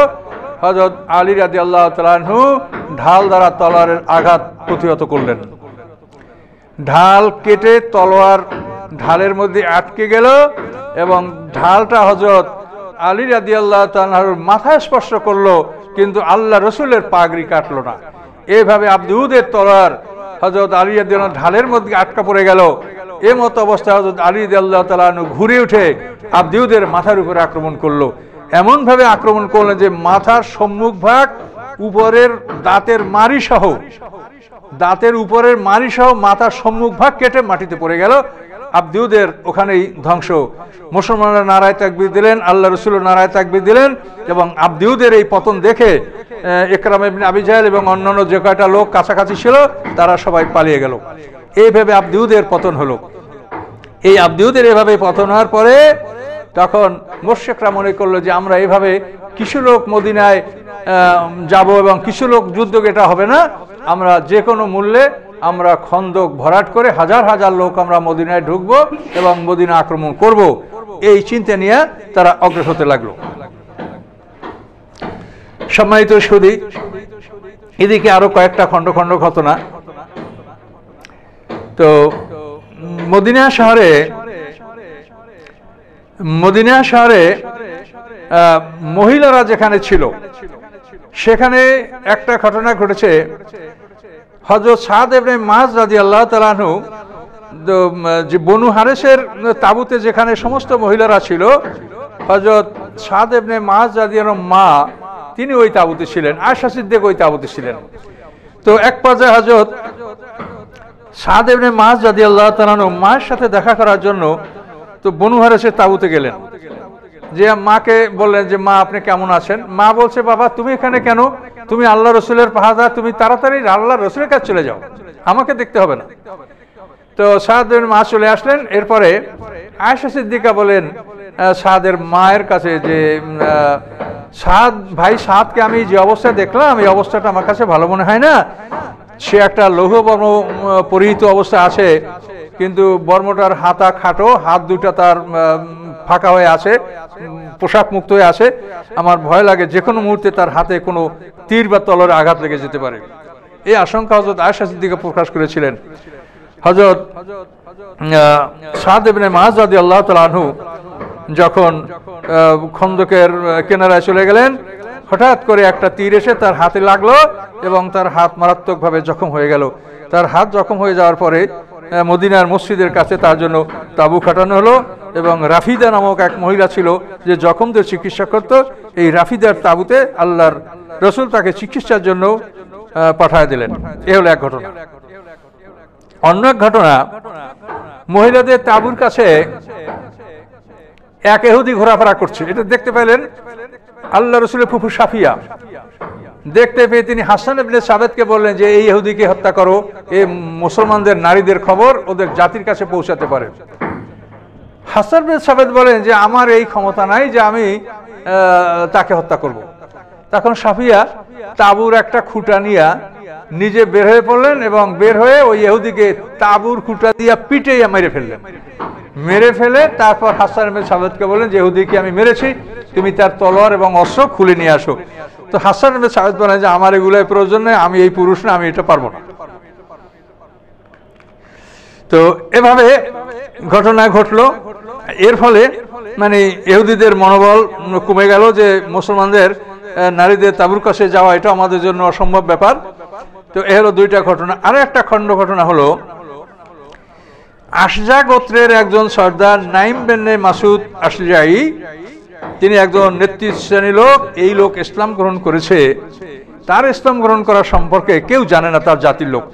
এই লোকটা একদিন গভীর রাত্রে আল্লাহ রসুলের কাছে উপস্থিত হয়ে বলেন, ইয়া রাসূলুল্লাহ, আমি ইসলাম গ্রহণ করেছি, আমি ইসলাম গ্রহণ করেছি, তো আমার ইসলাম সম্পর্কে আমার জাতি জানে না। কাজে ইয়া রাসূলুল্লাহ, আপনি আমাকে যে কোনো কাজে লাগাতে পারেন, আমি সে কাজ আপনার জন্য করব। তখন আল্লাহ রসুল বলেন যে তোমার পক্ষে যদি সম্ভব হয় তাহলে তুমি এদের মধ্যে একটা ফুট ঢালো, একটা বিবাদ লাগায় দাও, একটা মতবিরোধ লাগায় দাও, যে কাফেরদের মুশরিকদের যেন ঐক্য নষ্ট হয়, এরকম কোনো কাজ করতে পারলে তুমি করো। তখন নাইম বিন মাসুদ আশজাই বললেন, ইয়া রাসূলুল্লাহ, এই কাজ করতে গেলে আমার তো কিছু কথা ডান বাম হবে, আমার কিছু সত্য অসত্য কথা বলতে হবে, এটা কি আমার ইমানকে ক্ষতি করবে, আমার ইসলামকে ক্ষতি করবে? তো আল্লাহ রসুল বললেন যে যুদ্ধের ক্ষেত্রে এ ধরনের কথা বলার অনুমতি আছে। এরপরে নাইম বিন মাসুদ আশজাই সর্বপ্রথম ইহুদি বনু কুরাইজা এই দুর্গের মধ্যে প্রবেশ করলেন। এই দুর্গে প্রবেশ করে তিনি কাব বিন আসাদকে ডেকে বললেন যে আমাকে চিনো, আমি যে তোমাদের বন্ধু, চিনো আমাকে? তাহলে চিনবো না, আপনি কি সাধারণ মানুষ? আপনি আমাদের বিশ্বস্ত বন্ধু, তাহলে আমি কিছু কথা বলবো, যদি তোমরা কথাটা গোপন রাখো তাহলে আমি বলবো, তা নাহলে বলবো না। কারণ অবশ্যই গোপন রাখবো, বলেন। তখন নাইম বিন মাসুদ আশজাই বললেন যে আচ্ছা, তোমাদের মাথার মধ্যে কি কিছু দেমাগ আছে? তোমরা যে মুহাম্মদ সাল্লাল্লাহু আলাইহি ওয়াসাল্লামের বিরুদ্ধে যুদ্ধ করলে, তোমরা যে মুহাম্মদ সাল্লাল্লাহু আলাইহি ওয়াসাল্লামের বিরুদ্ধে যুদ্ধ ঘোষণা করলে, আচ্ছা বলো, কুরাইশ এবং গাতফান এরা যুদ্ধে হেরে গেলে তাদের স্ত্রী, পুত্র, মাল আসবাব সব তাদের বাড়িতে, তারা তাদের মাল আসবাব স্ত্রী এর কাছে পৌঁছে যাবে, আর তোমাদের মাল আসবাব ধন সম্পদ স্ত্রী সব এখানেই। এই যুদ্ধে তোমরা যদি হেরে যাও, ওরা যদি হেরে যায়, কুরাইশরা যদি পালিয়ে যায়, তাহলে তোমাদের অবস্থা কি হবে? মুহাম্মদ সাল্লাল্লাহু আলাইহি ওয়াসাল্লাম তোমাদেরকে তখন যা ইচ্ছা তাই করবে। ইতিপূর্বে তোমরা দেখেছো যে ইহুদি বনু কাইনুকা, ইহুদি বনু নজির, তাদের সাথে কি ব্যবহার করা হয়েছে, তাহলে তোমাদের অবস্থাটা কি হবে? তোমরা কি করে এই কাজটা করলা? তখন ওরা ঘাবড়ায় গেল, তাহলে আমাদের কি বুদ্ধি দেন, কি করতে পারি? তখন নাইম বিন মাসুদ আশজাই বললেন যে তোমাদের জন্য পরামর্শ হচ্ছে এই, যে তোমরা ওই মুশরিক দুই দল থেকে অন্তত 40 জন অথবা 70 জন লোক তোমরা তোমাদের দুর্গে বন্দী রাখবে, এই জন্য যে যুদ্ধে যদি তারা পরাজিত হয়, তারা যেন তোমাদের কোনো ফয়সালা না করে এমনি চলে যেতে না পারে। এই জন্য তাদের 40 জন অথবা 70 জন লোক তোমরা দুর্গে বন্দী রাখবে। তো এভাবে বলার পরে বলছে যে খবরদার, আমি যে পরামর্শ দিয়েছি আমাকে, আমার কথা কাউকে বলবে না। ওরা বলছে ঠিক, এটা আমরা করব। এইটা বলেই নাইম বিন মাসুদ আশজাই প্রথম চলে আসলো গোতফানের কাছে, এসে বলে যে একটা খবর শুনছি মারাত্মক, যদি আপনারা গোপন রাখেন তাহলে বলবো। বলেন কি খবর? যে খবরটা হচ্ছে এই, যে ইহুদি বনু কুরাইজা মুহাম্মদ সাল্লাল্লাহু আলাইহি ওয়াসাল্লামের সাথে সন্ধি ভঙ্গ করে তারা লজ্জিত হয়েছে। তারা এখন মুহাম্মদ সাল্লাল্লাহু আলাইহি ওয়াসাল্লামকে ধরে অনুনয় বিনয় করেছে যে আপনি আমাদের সন্ধিটা পুনর্বহাল করেন, এর বিনিময়ে আমরা ওই মুশরিকদের নেতৃস্থানীয় অন্তত 40 জন লোক আপনার হাতে দিব, এবং ইচ্ছা করলে আপনি তাদেরকে হত্যা করতে পারবেন। এইভাবে ইহুদি বনু কুরাইজা আপনাদের লোক যদি নিতে পারে, এই লোকগুলিকে তারা মুহাম্মদ সাল্লাল্লাহু আলাইহি ওয়াসাল্লামের হাতে তুলে দিবে। এই কথা বলেই সাথে সাথে আবার আবু সুফিয়ানের কাছে যাই একই কথা বলল, যে ইহুদি বনু কুরাইজা লজ্জিত হয়েছে, তারা মুহাম্মদ সাল্লাল্লাহু আলাইহি ওয়াসাল্লামের সাথে সন্ধি পুনর্বহাল করতে চায়, এবং এই মর্মে মুহাম্মদ সাল্লাল্লাহু আলাইহি ওয়াসাল্লামকে তারা বলেছে যে আমরা মুশরিকদের অন্তত 40 জন নেতৃস্থানী লোক বন্দী করে আপনার হাতে দিব, ইচ্ছা করলে আপনি তাদেরকে হত্যা করতে পারবেন। কাজে ইহুদি বনু কুরাইজা লোক নেওয়ার জন্য কিন্তু আপনাদের কাছে আসতে পারে, আপনারা সতর্ক হন। এই কথা বলার পরে আবু সুফিয়ান বনু কুরাইজাকে পরীক্ষা করার জন্য নেতৃস্থানী কিছু লোক সেখানে পাঠিয়ে দিলেন। পাঠিয়ে দিয়ে বলেন যে আপনারা আমাদের সাথে যুদ্ধ করেন, আমরা খুব ক্লান্ত হয়ে গেছি, আমরা একসঙ্গে যুদ্ধ করব, আমরা উত্তর দিকে আক্রমণ করব, আপনারা দক্ষিণ দিকে আক্রমণ করেন, আমরা মদিনা শহর দখল করব, আমরা এখন আর বিলম্ব সহ্য করতে পারছি না, আমাদের রসদ ফুরিয়ে গেছে, আমাদের ঘোড়া, আমাদের পশু দুর্বল হয়ে গেছে, খাদ্য শেষ হয়ে গেছে, কাজে আপনারা একই সঙ্গে আক্রমণ করেন, ভিতর থেকে আমরা বাইরে থেকে আক্রমণ করব। এই কথা বলার পরে ওরা বলে যে আমরা কখনোই আপনাদের সাথে যুদ্ধ করব না যতক্ষণ পর্যন্ত আপনারা অন্তত 40 জন লোক আমাদের এই দুর্গে বন্দী না রাখবেন। এই 40 জন লোক আমাদের দুর্গে বন্দী থাকবে, এই যুদ্ধের শেষে আমাদের একটা ফয়সালা না করে আপনারা যেন যেতে না পারেন, এই জন্য 40 জন লোক আমাদের দুর্গে বন্দী রাখতে হবে। এই কথা যখন ইহুদি বনু কুরাইজার কাব বিন আসাদ বলল, তখন ওই উয়াইনিয়া বিন হাসান ফাজারি, আবু সুফিয়ান তারা সবাই নিশ্চিত হলো যে নাইম বিন মাসুদ আশজাই যে কথা বলছে কথা সত্য। এভাবে তাদের মধ্যে মানে একটা গন্ডগোল, মানে মনের মধ্যে একটা একে অপর প্রতি অবিশ্বাস, এটা সৃষ্টি হয়ে গেল। এই অবস্থা সৃষ্টি হয়ে গেল।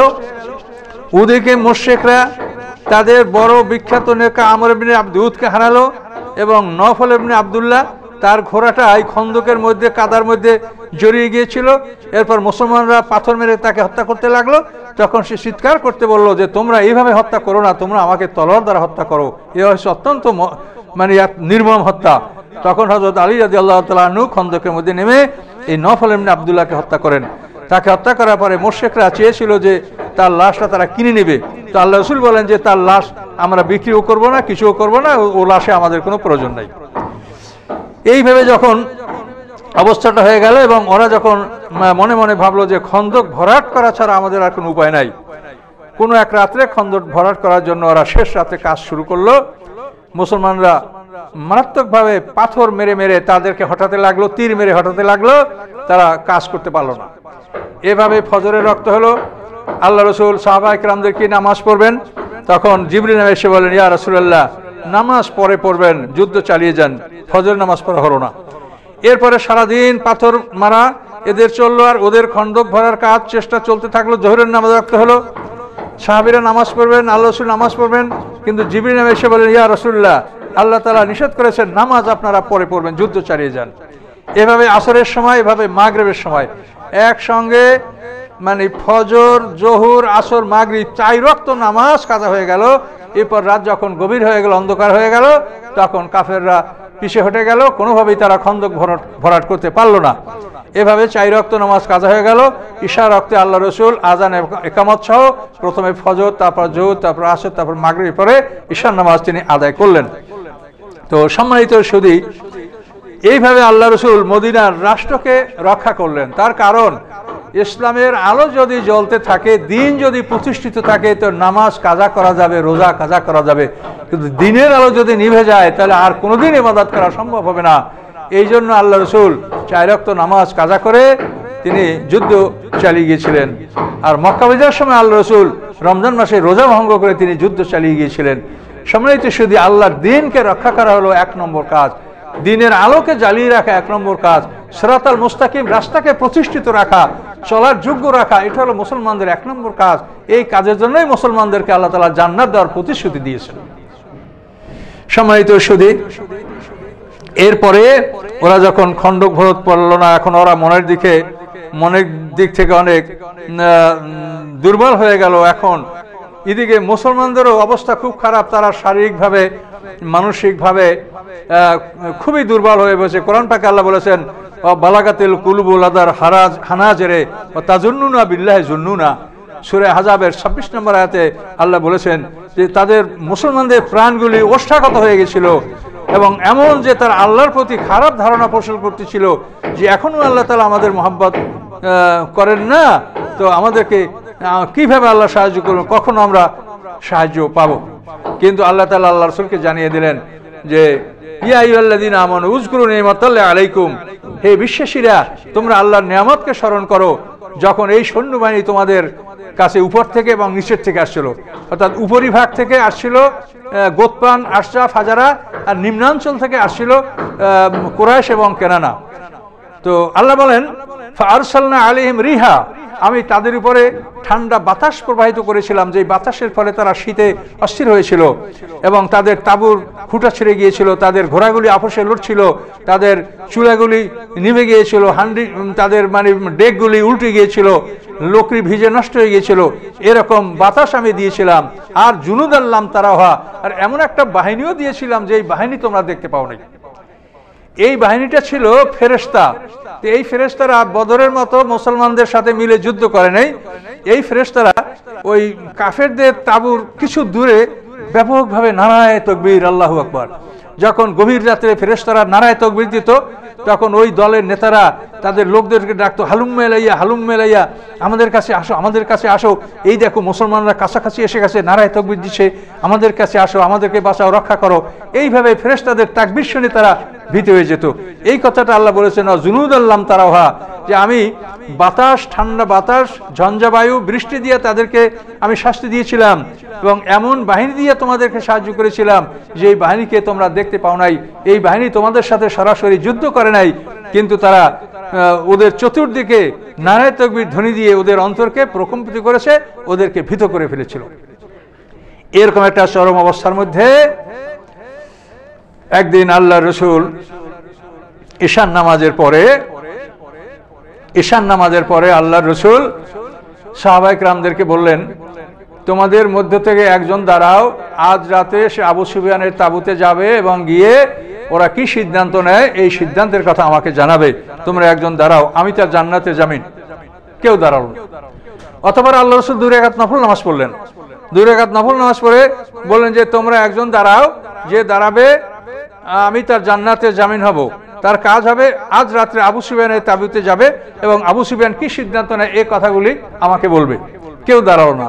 আল্লাহ রসুল আবার 2 রাকাত নামাজ পড়লেন। নামাজ পড়ার পরে আবার বললেন যে আমার সাথে জান্নাতের সাথী হবে, বলো কে যাবে তোমরা আজকে রাতে আবু সুফিয়ানের তাঁবুতে। কেউ দাঁড়ালো না।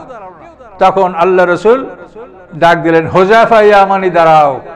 হুযায়ফা ইয়ামানি বলেন যে তখন যদি আমি না দাঁড়াই তাহলে আমার আর কোনো ঈমান থাকে না, আমি মুসলমান থাকি না। আমি দাঁড়ালাম। আল্লাহ রসুল বলেন আমার কাছে চলে আসো। আমি আসলাম। আসার পরে আল্লাহ রসুল বলেন যে আজ রাতে তুমি এখান থেকে খন্দক পাড়ি দিয়ে আবু সুফিয়ানের তাঁবুতে যাবে এবং আবু সুফিয়ান আজ রাত্রে কি সিদ্ধান্ত গ্রহণ করে এই সিদ্ধান্ত আমাকে জানাবে। এটাই তোমার কাজ, অন্য কিছু করবে না। আল্লাহ রসুল বললেন যে তুমি শক্ত করে তোমাদের তীর, ধনুক, তলোয়ার বেঁধে নাও। এবং আল্লাহ রসুল হুযায়ফা ইয়ামানির জন্য দোয়া করলেন যে আল্লাহ তাকে আপনার সামনে থেকে, পিছন থেকে, ডান দিক থেকে, বাম দিক থেকে, উপর থেকে, নিচ থেকে আপনি তাকে রক্ষা করেন। এইভাবে আল্লাহ রসুল আমার জন্য দোয়া করলেন। আমি খন্দক পাড়ি দিয়ে রওনা করলাম। রওনা করার সাথে সাথে মনে হচ্ছিল যে কোনো শীত নাই, আমি একটা এয়ার কন্ডিশনের মধ্যে অবস্থান করছি। এভাবেই আমি চলছি। সুবহানাল্লাহ। এভাবে হুযায়ফা ইয়ামানি চলতে চলতে গভীর রাত্রে আবু সুফিয়ানের তাঁবুর কাছে পৌঁছে গেলেন। মানে মদিনার খন্দক থেকে তাঁবু ওদের অন্তত 6 মাইল দূরে অবস্থিত ছিল। তো হুযায়ফা ইয়ামানি অনেক খোঁজাখুঁজি করে আবু সুফিয়ানের তাঁবু খুঁজে পেল। এরপরে আবু সুফিয়ানের তাঁবুর কাছে সে অবস্থান নিল। নিয়ে দেখে যে আবু সুফিয়ান খানা খাচ্ছে। হুযায়ফা ইয়ামানি বলেন যে আমি এমনভাবে অবস্থান নিলাম যে এখন একটা তীর মেরে আমি আবু সুফিয়ানকে হত্যা করতে পারি। আমি একটা তীর আমার ধনুকে লাগালাম, কিন্তু মনে পড়লো আল্লাহ রসুলের কথা। তিনি বলেছেন যে তুমি শুধু খবর নিয়ে আসবে, অন্য কিছু করবে না। এই কথা মনে পড়ার পরে আমি আবার তীরটাকে ধনুক থেকে খুলে তাকে তুনের মধ্যে ঢুকিয়ে রাখলাম। আবু সুফিয়ান খানা শেষ করলো, আমি মুশরিক বাহিনীর মধ্যে ঢুকে পড়লাম। এখন আবু সুফিয়ান বলছে যে তোমাদের সাথে আমার একটা জরুরি কথা আছে, তো এই কথাটা বলবো। এই বলার আগে তোমরা দেখে নাও ডানে বামে, সামনে পিছনে তোমাদের শত্রু বাহিনীর কোনো লোক তোমাদের মধ্যে আসে কিনা এটা দেখে নাও। পাশে কে আছে তার হাত ধরো, সামনে কে আছে দেখো। তো হুযায়ফা ইয়ামানি বলেন যে তখন আমি কিছুটা ভীত হয়ে গেলাম, কিন্তু তারপর আমি মনে সাহস রাখলাম। মনে সাহস রেখে আমি আমার সামনের যে লোকটা বসা তার পিছেটা থাপ্পড় মেরে বললাম, এই তুমি কে? তখন সে বলে, সুবহানাল্লাহ, তুমি আমাকে চেনো না? আমি অমুকের ছেলে অমুক। তখন হুযায়ফা ইয়ামানি বলে যে আমি বললাম তোমরা ডানে বামে দেখো তাকাইয়া, তোমাদের মধ্যে শত্রু বাহিনীর কোনো লোক আছে কিনা। এখন সবাই ডানে বামে তাকায়, কিন্তু ওনার দিক কেউ তাকায় না। এভাবে হুযায়ফা ইয়ামানি কৌশলগতভাবে কাজ করলেন এবং হুযায়ফা ইয়ামানি বললেন যে না, কোনো শত্রু বাহিনীর কোনো লোক নেই, আপনি বলেন। তখন আবু সুফিয়ান বলল যে আমরা কোনোদিন এই দৃশ্য দেখিনি, যে দৃশ্য আমরা মদিনার এবারে দেখলাম যে এই খন্দক খুঁড়েছে আরবরা, এই অবস্থা থেকে আমরা সম্পূর্ণ অনভিজ্ঞ। এটা আমরা কোনোদিন এটা আমরা জানি না। কাজে এই অবস্থার মোকাবেলা আমরা করতে পারছি না। আমাদের এখন খাবার ফুরিয়ে গেছে, পশুর খাবার ফুরিয়ে গেছে, পশুগুলি মারা যাচ্ছে, আমাদের লোকরি নাই, তাঁবু ছিঁড়ে গেছে, বৃষ্টি ঝড়। কাজে আমরা কোনোভাবেই আর অবস্থান নিতে পারছি না। তো আমার সিদ্ধান্ত হলো যে আগামীকাল সকালে আমরা চলে যাব। প্রয়োজন বোধে আমরা আবার 1 বছর পরে বা পরবর্তীতে আমরা আবার যুদ্ধ করব, কিন্তু এবারে আমরা আর যুদ্ধ করতে পারছি না। সবাই খুব খুশি যে হ্যাঁ আমরা তাহলে সকালবেলা চলে যাব। এই সিদ্ধান্ত দিয়ে আবু সুফিয়ান ব্রেক আপ করে দিল যে হ্যাঁ তোমাদের ছুটি কালকে সকালে। তো পরবর্তী দিন সকালে আবু সুফিয়ান এমনভাবে রওনা করলো যে নিজের উটের উপরে সরাই উটকে পিটাতে শুরু করলো, অথচ উটের পায়ের রশি খোলা হয়নি। এভাবে পাগলের মতো সবাই ছুটতে লাগলো। আর এদের এই রওনার খবর যখন গাতফান, ফাজারা, আশজাই ওরা যখন দেখতে পেল যে কুরাইশ আছে, তখন ওরাও চলতে লাগলো। খবর নিয়ে হুযায়ফা ইয়ামানি যখন আবার আল্লাহ রসুলের কাছে চলতে লাগলেন, চলতে চলতে আল্লাহ রসুলের কাছের দিকে চলে আসলেন। তিনি বললেন যে মনে হচ্ছিল যে আমি একটা গরম এয়ার কন্ডিশনের মধ্যে পথ অতিক্রম করছি। চলতে চলতে আমি খন্দক পাড়ি দিয়ে গভীর রাতে আল্লাহ রসুলের কাছে আসলাম। এসে দেখি আল্লাহ রসুল নামাজ পড়ছেন। নেতৃত্ব কাকে বলে দেখেন, যে আল্লাহ রসুল তার একজন সাহাবীকে বিশেষ কাজে পাঠিয়ে দিয়ে তিনি বিশ্রাম করেন নাই, ঘুমান নাই, তিনি নামাজ পড়ছেন, আল্লাহর দরবারে তিনি ফরিয়াদ করছেন এবং আল্লাহর সাথে তিনি যোগাযোগ সংযোগ রক্ষা করছেন। হুযায়ফা ইয়ামানি দেখেন যে আল্লাহ রসুল নামাজ পড়ছেন, তিনি অপেক্ষা করলেন। আল্লাহ রসুল নামাজ শেষ করলেন। এবার হুযায়ফা বলে, ইয়া রাসূলুল্লাহ। আল্লাহ রসুল বলেন, হুযায়ফা কি খবর বলো? হুযায়ফা, ইয়া রাসূলুল্লাহ, ওরা সিদ্ধান্ত নিয়েছে যে আগামীকাল সকালে ওরা সব চলে যাবে। এই খবর শুনে আল্লাহ রসুল এমনভাবে হাসলেন। হুযায়ফা ইয়ামানি বলেন যে আল্লাহ রসুল এমনভাবে হাসলেন যে রাতের অন্ধকারে তার দাঁত মোবারক থেকে নূরের চমক আমি দেখতে পেলাম। অতঃপর আল্লাহ রসুল হুযায়ফা ইয়ামানিকে বলেন, হুযায়ফা, এত রাতে তুমি কোথায় যাবে? তুমি আমার কাছে শুয়ে থাকো। তো হুযায়ফা ইয়ামানি বলেন যে আমি আল্লাহ রসুলের পায়ের কাছে এমনভাবে শুয়ে থাকলাম, আল্লাহ রসুলের একটা চাদর, একটা কম্বল আমার গায়ে টেনে দিলেন। এমনভাবে আমি শুয়ে থাকলাম যে আল্লাহ রসুলের পায়ের তলা আমার বক্ষে স্পর্শ করতেছিল। এরকম ভাবে অত্যন্ত আনন্দের সহিত, অত্যন্ত শান্তিতে যে আল্লাহ রসুলের পায়ের তলা আমার বক্ষে স্পর্শ করছিল, এমন অবস্থায় আমি আল্লাহ রসুলের চাদরের মধ্যে আমি ঘুমিয়ে পড়লাম। ভোর হয়ে গেল, আল্লাহ রসুল আমাকে ডাক দিলেন, কুম ইয়া নাওমানো। অতি শান্তির সাথে আমি আল্লাহ রসুলের কম্বলের মধ্যে ঘুমিয়েছিলাম। এরপর আল্লাহ রসুল বললেন, কুম ইয়া নাওমানো, হে ঘুমন্ত ওঠো। তখন আমি ঘুম থেকে জেগে উঠলাম। সম্মানিত সুধী, এইভাবে যখন মক্কার মুশরিকরা যখন তাদের বাড়িঘরের দিকে অর্থাৎ মক্কার দিকে রওনা করলো, আল্লাহ রসুলও খন্দক থেকে মদিনা শহরের দিকে ফিরতে লাগলেন। আল্লাহ রসুল মদিনা শহরে ফিরে এসেছেন। তিনি জয়নব বিনতে জাহাসের গৃহে ছিলেন এবং মাথা ধৌত করতেছিলেন। মাথার অর্ধেক ধৌত করা হয়েছে, আর অর্ধেক ধৌত করা হয় নাই। এমন সময় জিবরিল আমিন একটা ঘোড়ার উপর অথবা একটা খচ্চরের উপরে সওয়ার হয়ে আসলেন। যে জিবরিল আমিনের চেহারায় ধুলাবালি, খচ্চরের চেহারায় ধুলাবালি। জিবরিল আমিন এসে বলছে, ইয়া রাসূলুল্লাহ, 40 দিন পর্যন্ত ফেরেশতারা যুদ্ধের পোশাক পরে প্রস্তুত হয়ে আছে, তারা পোশাক খোলে নাই, তো আপনি কেন পোশাক খুললেন? আপনার সৈন্যরা কেন পোশাক খুললো? আল্লাহ তাআলা আমাকে পাঠিয়েছেন। আল্লাহ তাআলা এক্ষুনি বলেছেন যে তোমরা বনু কুরাইজায় যাও, বনু কুরাইজায় গিয়া তোমরা আসরের নামাজ পড়বে। তো আল্লাহ রসুল সাহাবা ইকরামদেরকে আদেশ করলেন। হযরত আলী রাদিয়াল্লাহু তাআলা আনহুকে সেনাপতির দায়িত্ব দিয়ে বললেন যে তোমরা এখনই রওনা করো, তোমরা ইহুদি বনু কুরাইজায় গিয়া তোমরা আসরের নামাজ পড়বে। তারা সবাই, যারা পোশাক খুলেছেন খোলেন নাই, সবাই আবার পোশাক পরে ইহুদি বনু কুরাইজা, মদিনা শহরের দক্ষিণ পূর্ব অঞ্চলে তাদের এই দুর্গটা ছিল, এখানে তারা সবাই রওনা করলেন। কেউ তো আসরের নামাজ পথেই পড়লেন, আর কেউ ঈশান নামাজের পরে আসরের নামাজ পড়লেন। আল্লাহ রসুল কাউকেও কোনো সমালোচনা করেন নাই। এভাবে আল্লাহ রসুল চলতেছিলেন। চলতে চলতে আল্লাহ রসুল একটা জায়গায় বিশ্রাম করলেন। সেখানে বসে আল্লাহ রসুল বলেন, তোমরা কি এখান থেকে কোনো সওয়ারি সামনের দিকে যেতে দেখেছ? তো ওরা বলে যে হ্যাঁ, আমরা দাহিয়াতুল কলবিকে এখান থেকে যেতে দেখেছি সামনের দিকে। তো আল্লাহর রসুল বলেন যে ওটা দাহিয়াতুল কলবি নয়, ও ছিলেন জিবরিল আমিন। সে আগেই তোমাদের উদ্দেশ্যে, সে আগেই ইহুদি বনু কুরাইজায় পৌঁছে যাচ্ছেন, তোমরা তাড়াতাড়ি সেখানে যাও। এই বনু কুরাইজায় সমস্ত সাহাবা ইকরাম পৌঁছে গেলেন। আল্লাহ রসুল সেখানে পৌঁছে গেলেন। আল্লাহ রসুল পৌঁছে দিয়ে বললেন যে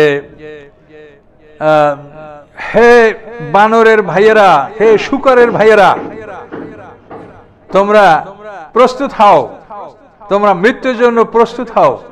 তোমরা বানরের ভাই, শুকরের ভাই। তার কারণ ইহুদিদের একদল বানর হয়ে গেছিল দাউদ আলাইহিস সালামের উম্মত, আর ঈসা আলাইহিস সালামের সময় এই ইহুদি খ্রিস্টানরা শুকর হয়েছিল। এই জন্য রাসূল এই বলে তাদেরকে ডাক দিলেন। এরপরে আল্লাহ রসুল এর আগমন টের পেয়ে ওরা দুর্গের ফটক ওরা বন্ধ করে দিল।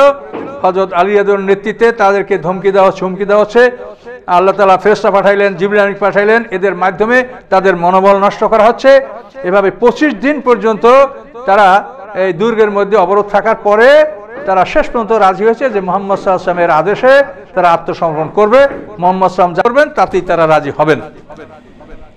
এভাবে তারা রাজি হওয়ার পরে তারা আল্লাহ রাসূলের কাছে আবেদন করলেন যে ইয়া রাসূলুল্লাহ, আবু লুবাবা ইবনে আব্দুল মানজার আমাদের এই গ্রামের মধ্যেই সে বসবাস করে, আমাদের দুর্গেই সে বসবাস করে। কাজে আবু লুবাবার সাথে আমরা একটু কথা বলতে চাই। তা আল্লাহ রসুল আবু লুবাবাকে বনু কুরাইজার সাথে আলাপ করার জন্য অনুমতি দিয়ে পাঠিয়ে দিলেন। তো পাঠিয়ে দেওয়ার পরে ওরা সব নারী পুরুষ তাকে দেখে সব ঝাড়ঝাড় করে কাঁদতে লাগলো যে আমাদের কি অবস্থাটা হবে, আমরা কি করেছি, কি ভালো কি মন্দ, আমরা আল্লাহ রসুলের কথা অনুযায়ী সারেন্ডার করলে আমাদের ফলাফলটা কি হবে। তখন আবু লুবাবা হাত গলার উপরে টানে বললেন, মানে ইশারা করলেন যে এই হবে, অর্থাৎ তোমাদের কতল করা হবে। তো এই কথাটুক, এই ইশারাটুক করার পরেই আবু লুবাবা বলেন যে আমার পা একটুকু নড়ে নাই, ইতিমধ্যে আমি বুঝতে পেরেছি যে আমি বিশ্বাসঘাতকতা করেছি। এরপরে আমি ওখান থেকে আল্লাহ রসুলের কাছে না গিয়ে আমি সরাসরি মদিনার মসজিদে গিয়ে মদিনার মসজিদের খুঁটির সাথে আমি পা বেঁধে আমি সেখানে ঝুলে পড়লাম যে আমার তওবা কবুল যদি হয় আর আল্লাহ রসুল যদি আমাকে খুলে তাহলে আমি এখান থেকে বের হবো, না হলে আমি এখানে এভাবে আমার মৃত্যু হবে। আবু লুবাবা ওখানে ঝুলন্ত থাকলেন। 6 দিন বা 7 দিন পরে আল্লাহ তার তওবা কবুল করেছিলেন। তখন আল্লাহ রসুল উম্মে সালমার গৃহে ছিলেন। তো উম্মে সালমার গৃহে আল্লাহ রসুল হাসলেন। তো উম্মে সালমা জিজ্ঞাসা, ইয়া রাসূলুল্লাহ কোন জিনিস আপনি হাসাচ্ছে? তখন তিনি বললেন যে আবু লুবাবা ইবনে আব্দুল মনজরের তওবা কবুল হয়েছে। তখন উম্মে সালমা বললেন, ইয়া রাসূলুল্লাহ তাহলে আমি কি ডাক দিয়ে বলে দেবো? বলে তোমার সেটা ইচ্ছা।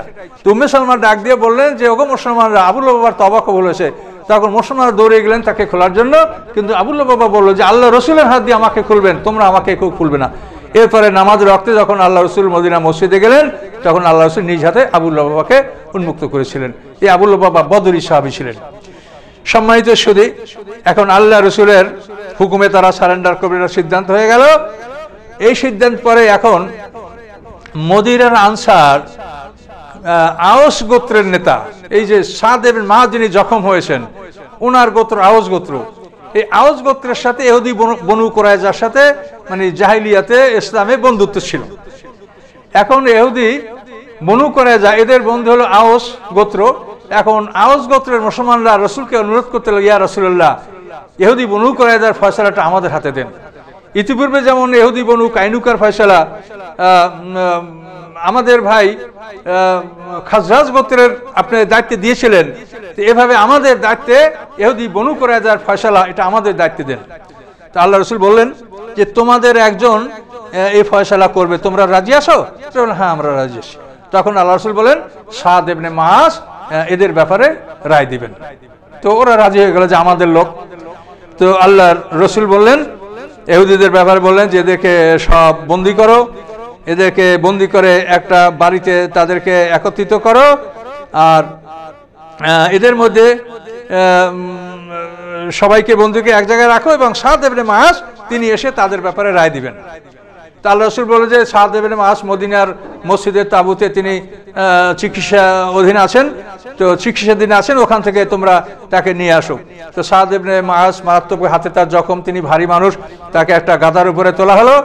এখন তার গোত্রের লোক অর্থাৎ আওস গোত্রের লোকেরা বারবার অনুরোধ করছে যে আপনি তাদের প্রতি নম্র হবেন, তাদের প্রতি আপনি সদয় হবেন, আল্লাহ রসুল আপনাকে দায়িত্ব দিয়েছেন তাদের বিচারের জন্য, কাজে আপনি তাদের প্রতি একটু দয়া করবেন। এখন সাদ ইবনে মুআয বিরক্ত হয়ে বলেন যে আমি বলবো যে আল্লাহর ব্যাপারে আমি কারো তিরস্কার, কারো সমালোচনার পরোয়া করব না, আল্লাহর ব্যাপারে যা আমি ন্যায়সঙ্গত মনে করব আমি তাই করব, এটাই উনি বলে দিলেন। এরপরে হযরত সাদ ইবনে মুআয যখন সেই বনু কুরাইজার দুর্গের কাছে তাকে আনা হলো, আল্লাহ রাসূল সাহাবীদেরকে বললেন কুমু ইলা সাইয়্যিদিকুম, তোমরা তোমাদের নেতার দিকে অগ্রসর হও এবং তাকে নামায় নিয়ে আসো। সাদ ইবনে মুআযকে নামায় নিয়ে আসা হলো। আসার পরে সাদ ইবনে মুআয বললেন ইয়া রাসূলুল্লাহ আমার ফয়সালা ইহুদিদের জন্য প্রযোজ্য হবে, তারা মানবে? যে হ্যাঁ মানবে। ইয়া রাসূলুল্লাহ আমার ফয়সালা কি আমার গোত্র এই আনসাররা, এই যে আনসার মদিনার, তারা কি আমার ফয়সালা মানবে? আল্লাহ রাসূল হ্যাঁ মানবে। এরপরে বললেন ইয়া রাসূলুল্লাহ মানে রাসূলের দিকে ইশারা করেন যে আমার ফয়সালা কি রাসূল সাল্লাল্লাহু আলাইহি ওয়াসাল্লাম মানবেন? তো আল্লাহ রাসূল মিসকিন এসে বলেন যে আপনার ফয়সালা আমিও মানব। এই কথা বলার পরে সাদ ইবনে মুআয রায় দিলেন যে আমার রায় হচ্ছে এই যে এদের যারা বয়স্ক পুরুষ তাদের সবাইকে কতল করা হবে, এদের নারী শিশুদেরকে বন্দী করা হবে এবং এদের সম্পদ গনিমতের মাল হিসাবে মুসলমানদের মধ্যে বন্টন করা হবে। এই রায় ঘোষণার পরে আল্লাহ রসুল বললেন যে সাদ ইবনে মুআয এমন রায় দিয়েছে যেই রায় সপ্ত আকাশে আল্লাহর আরশে লেখা ছিল, সেই রায় সাদ ইবনে মুআয দিয়েছেন। এরপরে সাদ ইবনে মুআযকে সেই মদিনার মসজিদে রাফিদার তাবিতে তাকে নিয়ে যাওয়া হলো এবং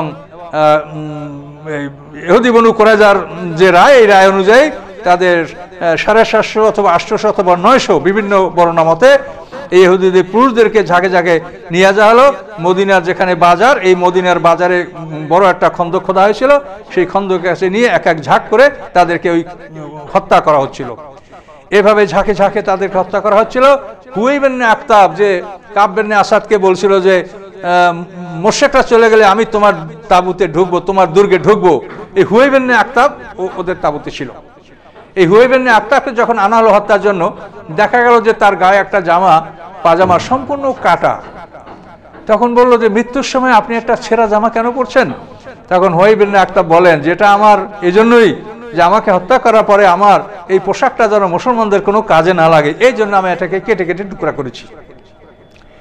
তো ইহুদি বনু কুরাইজার মধ্যে কোনো নারীদেরকে হত্যা করা হয় নাই। যে একজন নারীকে হত্যা করেছে, সে মহিলার নাম ছিল বানানা। এই মহিলা জাতার পাট নিক্ষেপ করে একজন সাহাবীকে হত্যা করেছেন। সেই সাহাবীর নাম হচ্ছে খাল্লাদ ইবনে সুয়াদ। এই খাল্লাদ ইবনে সুয়াদকে হত্যা করার বিনিময়ে এই একটা মহিলাকে হত্যা করা ছিল, বানানা। এই মহিলা হযরত আয়েশা সিদ্দিকার তত্ত্বাবধানে বন্দী ছিল। এই মহিলা আয়েশা সিদ্দিকা বর্ণনা করেন, এই মহিলা সবসময় আনন্দ উৎসব করত। তখন আয়েশা বলতেন যে তুমি জানো যে তোমার জাতির সব লোকদেরকে হত্যা করা হচ্ছে, তুমি আনন্দ করো? তখন বলে যে হ্যাঁ, আমি আনন্দ করি, এজন্য আমাকে হত্যা করা হবে তো আমি জানি, তারপর আনন্দ করি। এর কারণ যে আমি একজন মুসলমানকে হত্যা করেছি, তার বিনিময়ে আমাকে হত্যা করা হবে, এই জন্যই আনন্দিত। বলুন নাউজুবিল্লাহ, কত বড় বিদ্বেষী মন তাদের দেখেন। ইহুদিদের বন্দীর মধ্যে রায়হানা বিনতে আমর নামক একজন দাসীকে আল্লাহ রসুল নিজের জন্য বাছাই করে নিয়েছিলেন। এই ছিল ইহুদি। পরবর্তীতে এই দাসী আল্লাহ রসুলের তত্ত্বাবধানে থাকাকালীন সে ইসলাম গ্রহণ করেছিলেন। তো এইভাবে ইহুদিদের বিষয়টা চূড়ান্ত করার পরে আল্লাহ রসুল মদিনায় চলে গেলেন এবং সাদ ইবনে মুআযের তাঁবুতে তাকে দেখভাল করার জন্য হযরত আবু বকর সিদ্দিক, উমর ফারুক, ওসমান গনি, আলী সবাই সেখানে সিনিয়র সাহাবীরা উপস্থিত ছিলেন। হঠাৎ করে দেখা গেল যে সাদ ইবনে মুআযের জখম থেকে প্রবল বেগে রক্তক্ষরণ শুরু হয়েছে। এখানে একটা কথা আছে, সাদ ইবনে মুআয যখন তীরের আঘাত খেয়েছেন, তখন তিনি আল্লাহর কাছে 3টা দোয়া করেছিলেন। তিনি বলেছিলেন, আল্লাহ এই যুদ্ধ যদি কাফেরদের শেষ যুদ্ধ হয়, তাহলে এই আঘাতে আপনি আমাকে শাহাদাত দান করুন।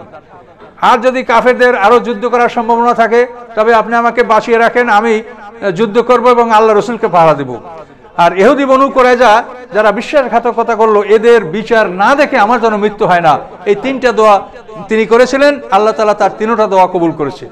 এই যুদ্ধ ছিল কাফেরদের শেষ যুদ্ধ এবং এই যুদ্ধে তিনি শাহাদাত বরণ করবেন, তার শাহাদাতের ফয়সালাটা আল্লাহ করে দিলেন এবং ইহুদি বনু কুরাইজার ফয়সালা তিনি নিজ হাতে করলেন।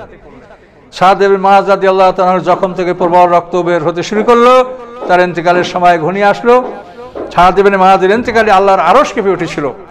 আয়েশা সিদ্দিকা বলেন যে সাদ ইবনে মুআযের ইন্তেকালের সময় আমার আব্বা যে কাঁদতেছিলেন, আমার আব্বার কান্না আমি বুঝতে পারছিলাম যে এই আমার আব্বার কণ্ঠস্বর। এরপর আমি উমর ফারুকের কণ্ঠস্বর আমি বুঝতে পারছিলাম যে উমর ফারুক কাঁদতেছে, উমর ফারুকের কণ্ঠস্বর। এইভাবে তারা অস্থির হয়ে জোরে জোরে তারা কাঁদতেছিলেন। হযরত সাদ ইবনে মুআয রাদিয়াল্লাহু আনহুর জন্য সাদ ইবনে মুআয রাদিয়াল্লাহু শাহাদাত বরণ করেন। ইন্না লিল্লাহি ওয়া ইন্না ইলাইহি রাজিউন।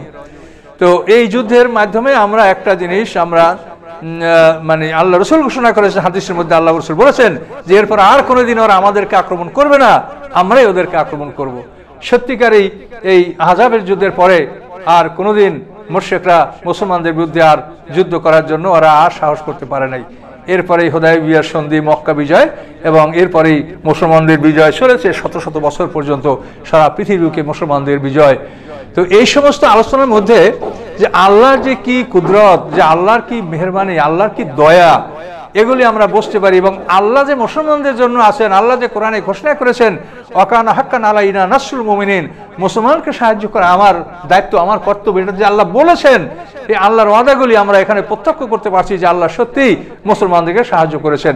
এখনো যদি পৃথিবীতে আমরা মুসলমান হই, আল্লাহ আমাদের সাহায্য করবেন, কিন্তু মুসলমান না হতে পারলে আমরা আল্লাহর সাহায্য দাবি করতে পারি না, আর আল্লাহ সাহায্য আমাদের করবেন না। তো আমা আলাইনিল বালাগ। আসসালামু আলাইকুম ওয়া রাহমাতুল্লাহ।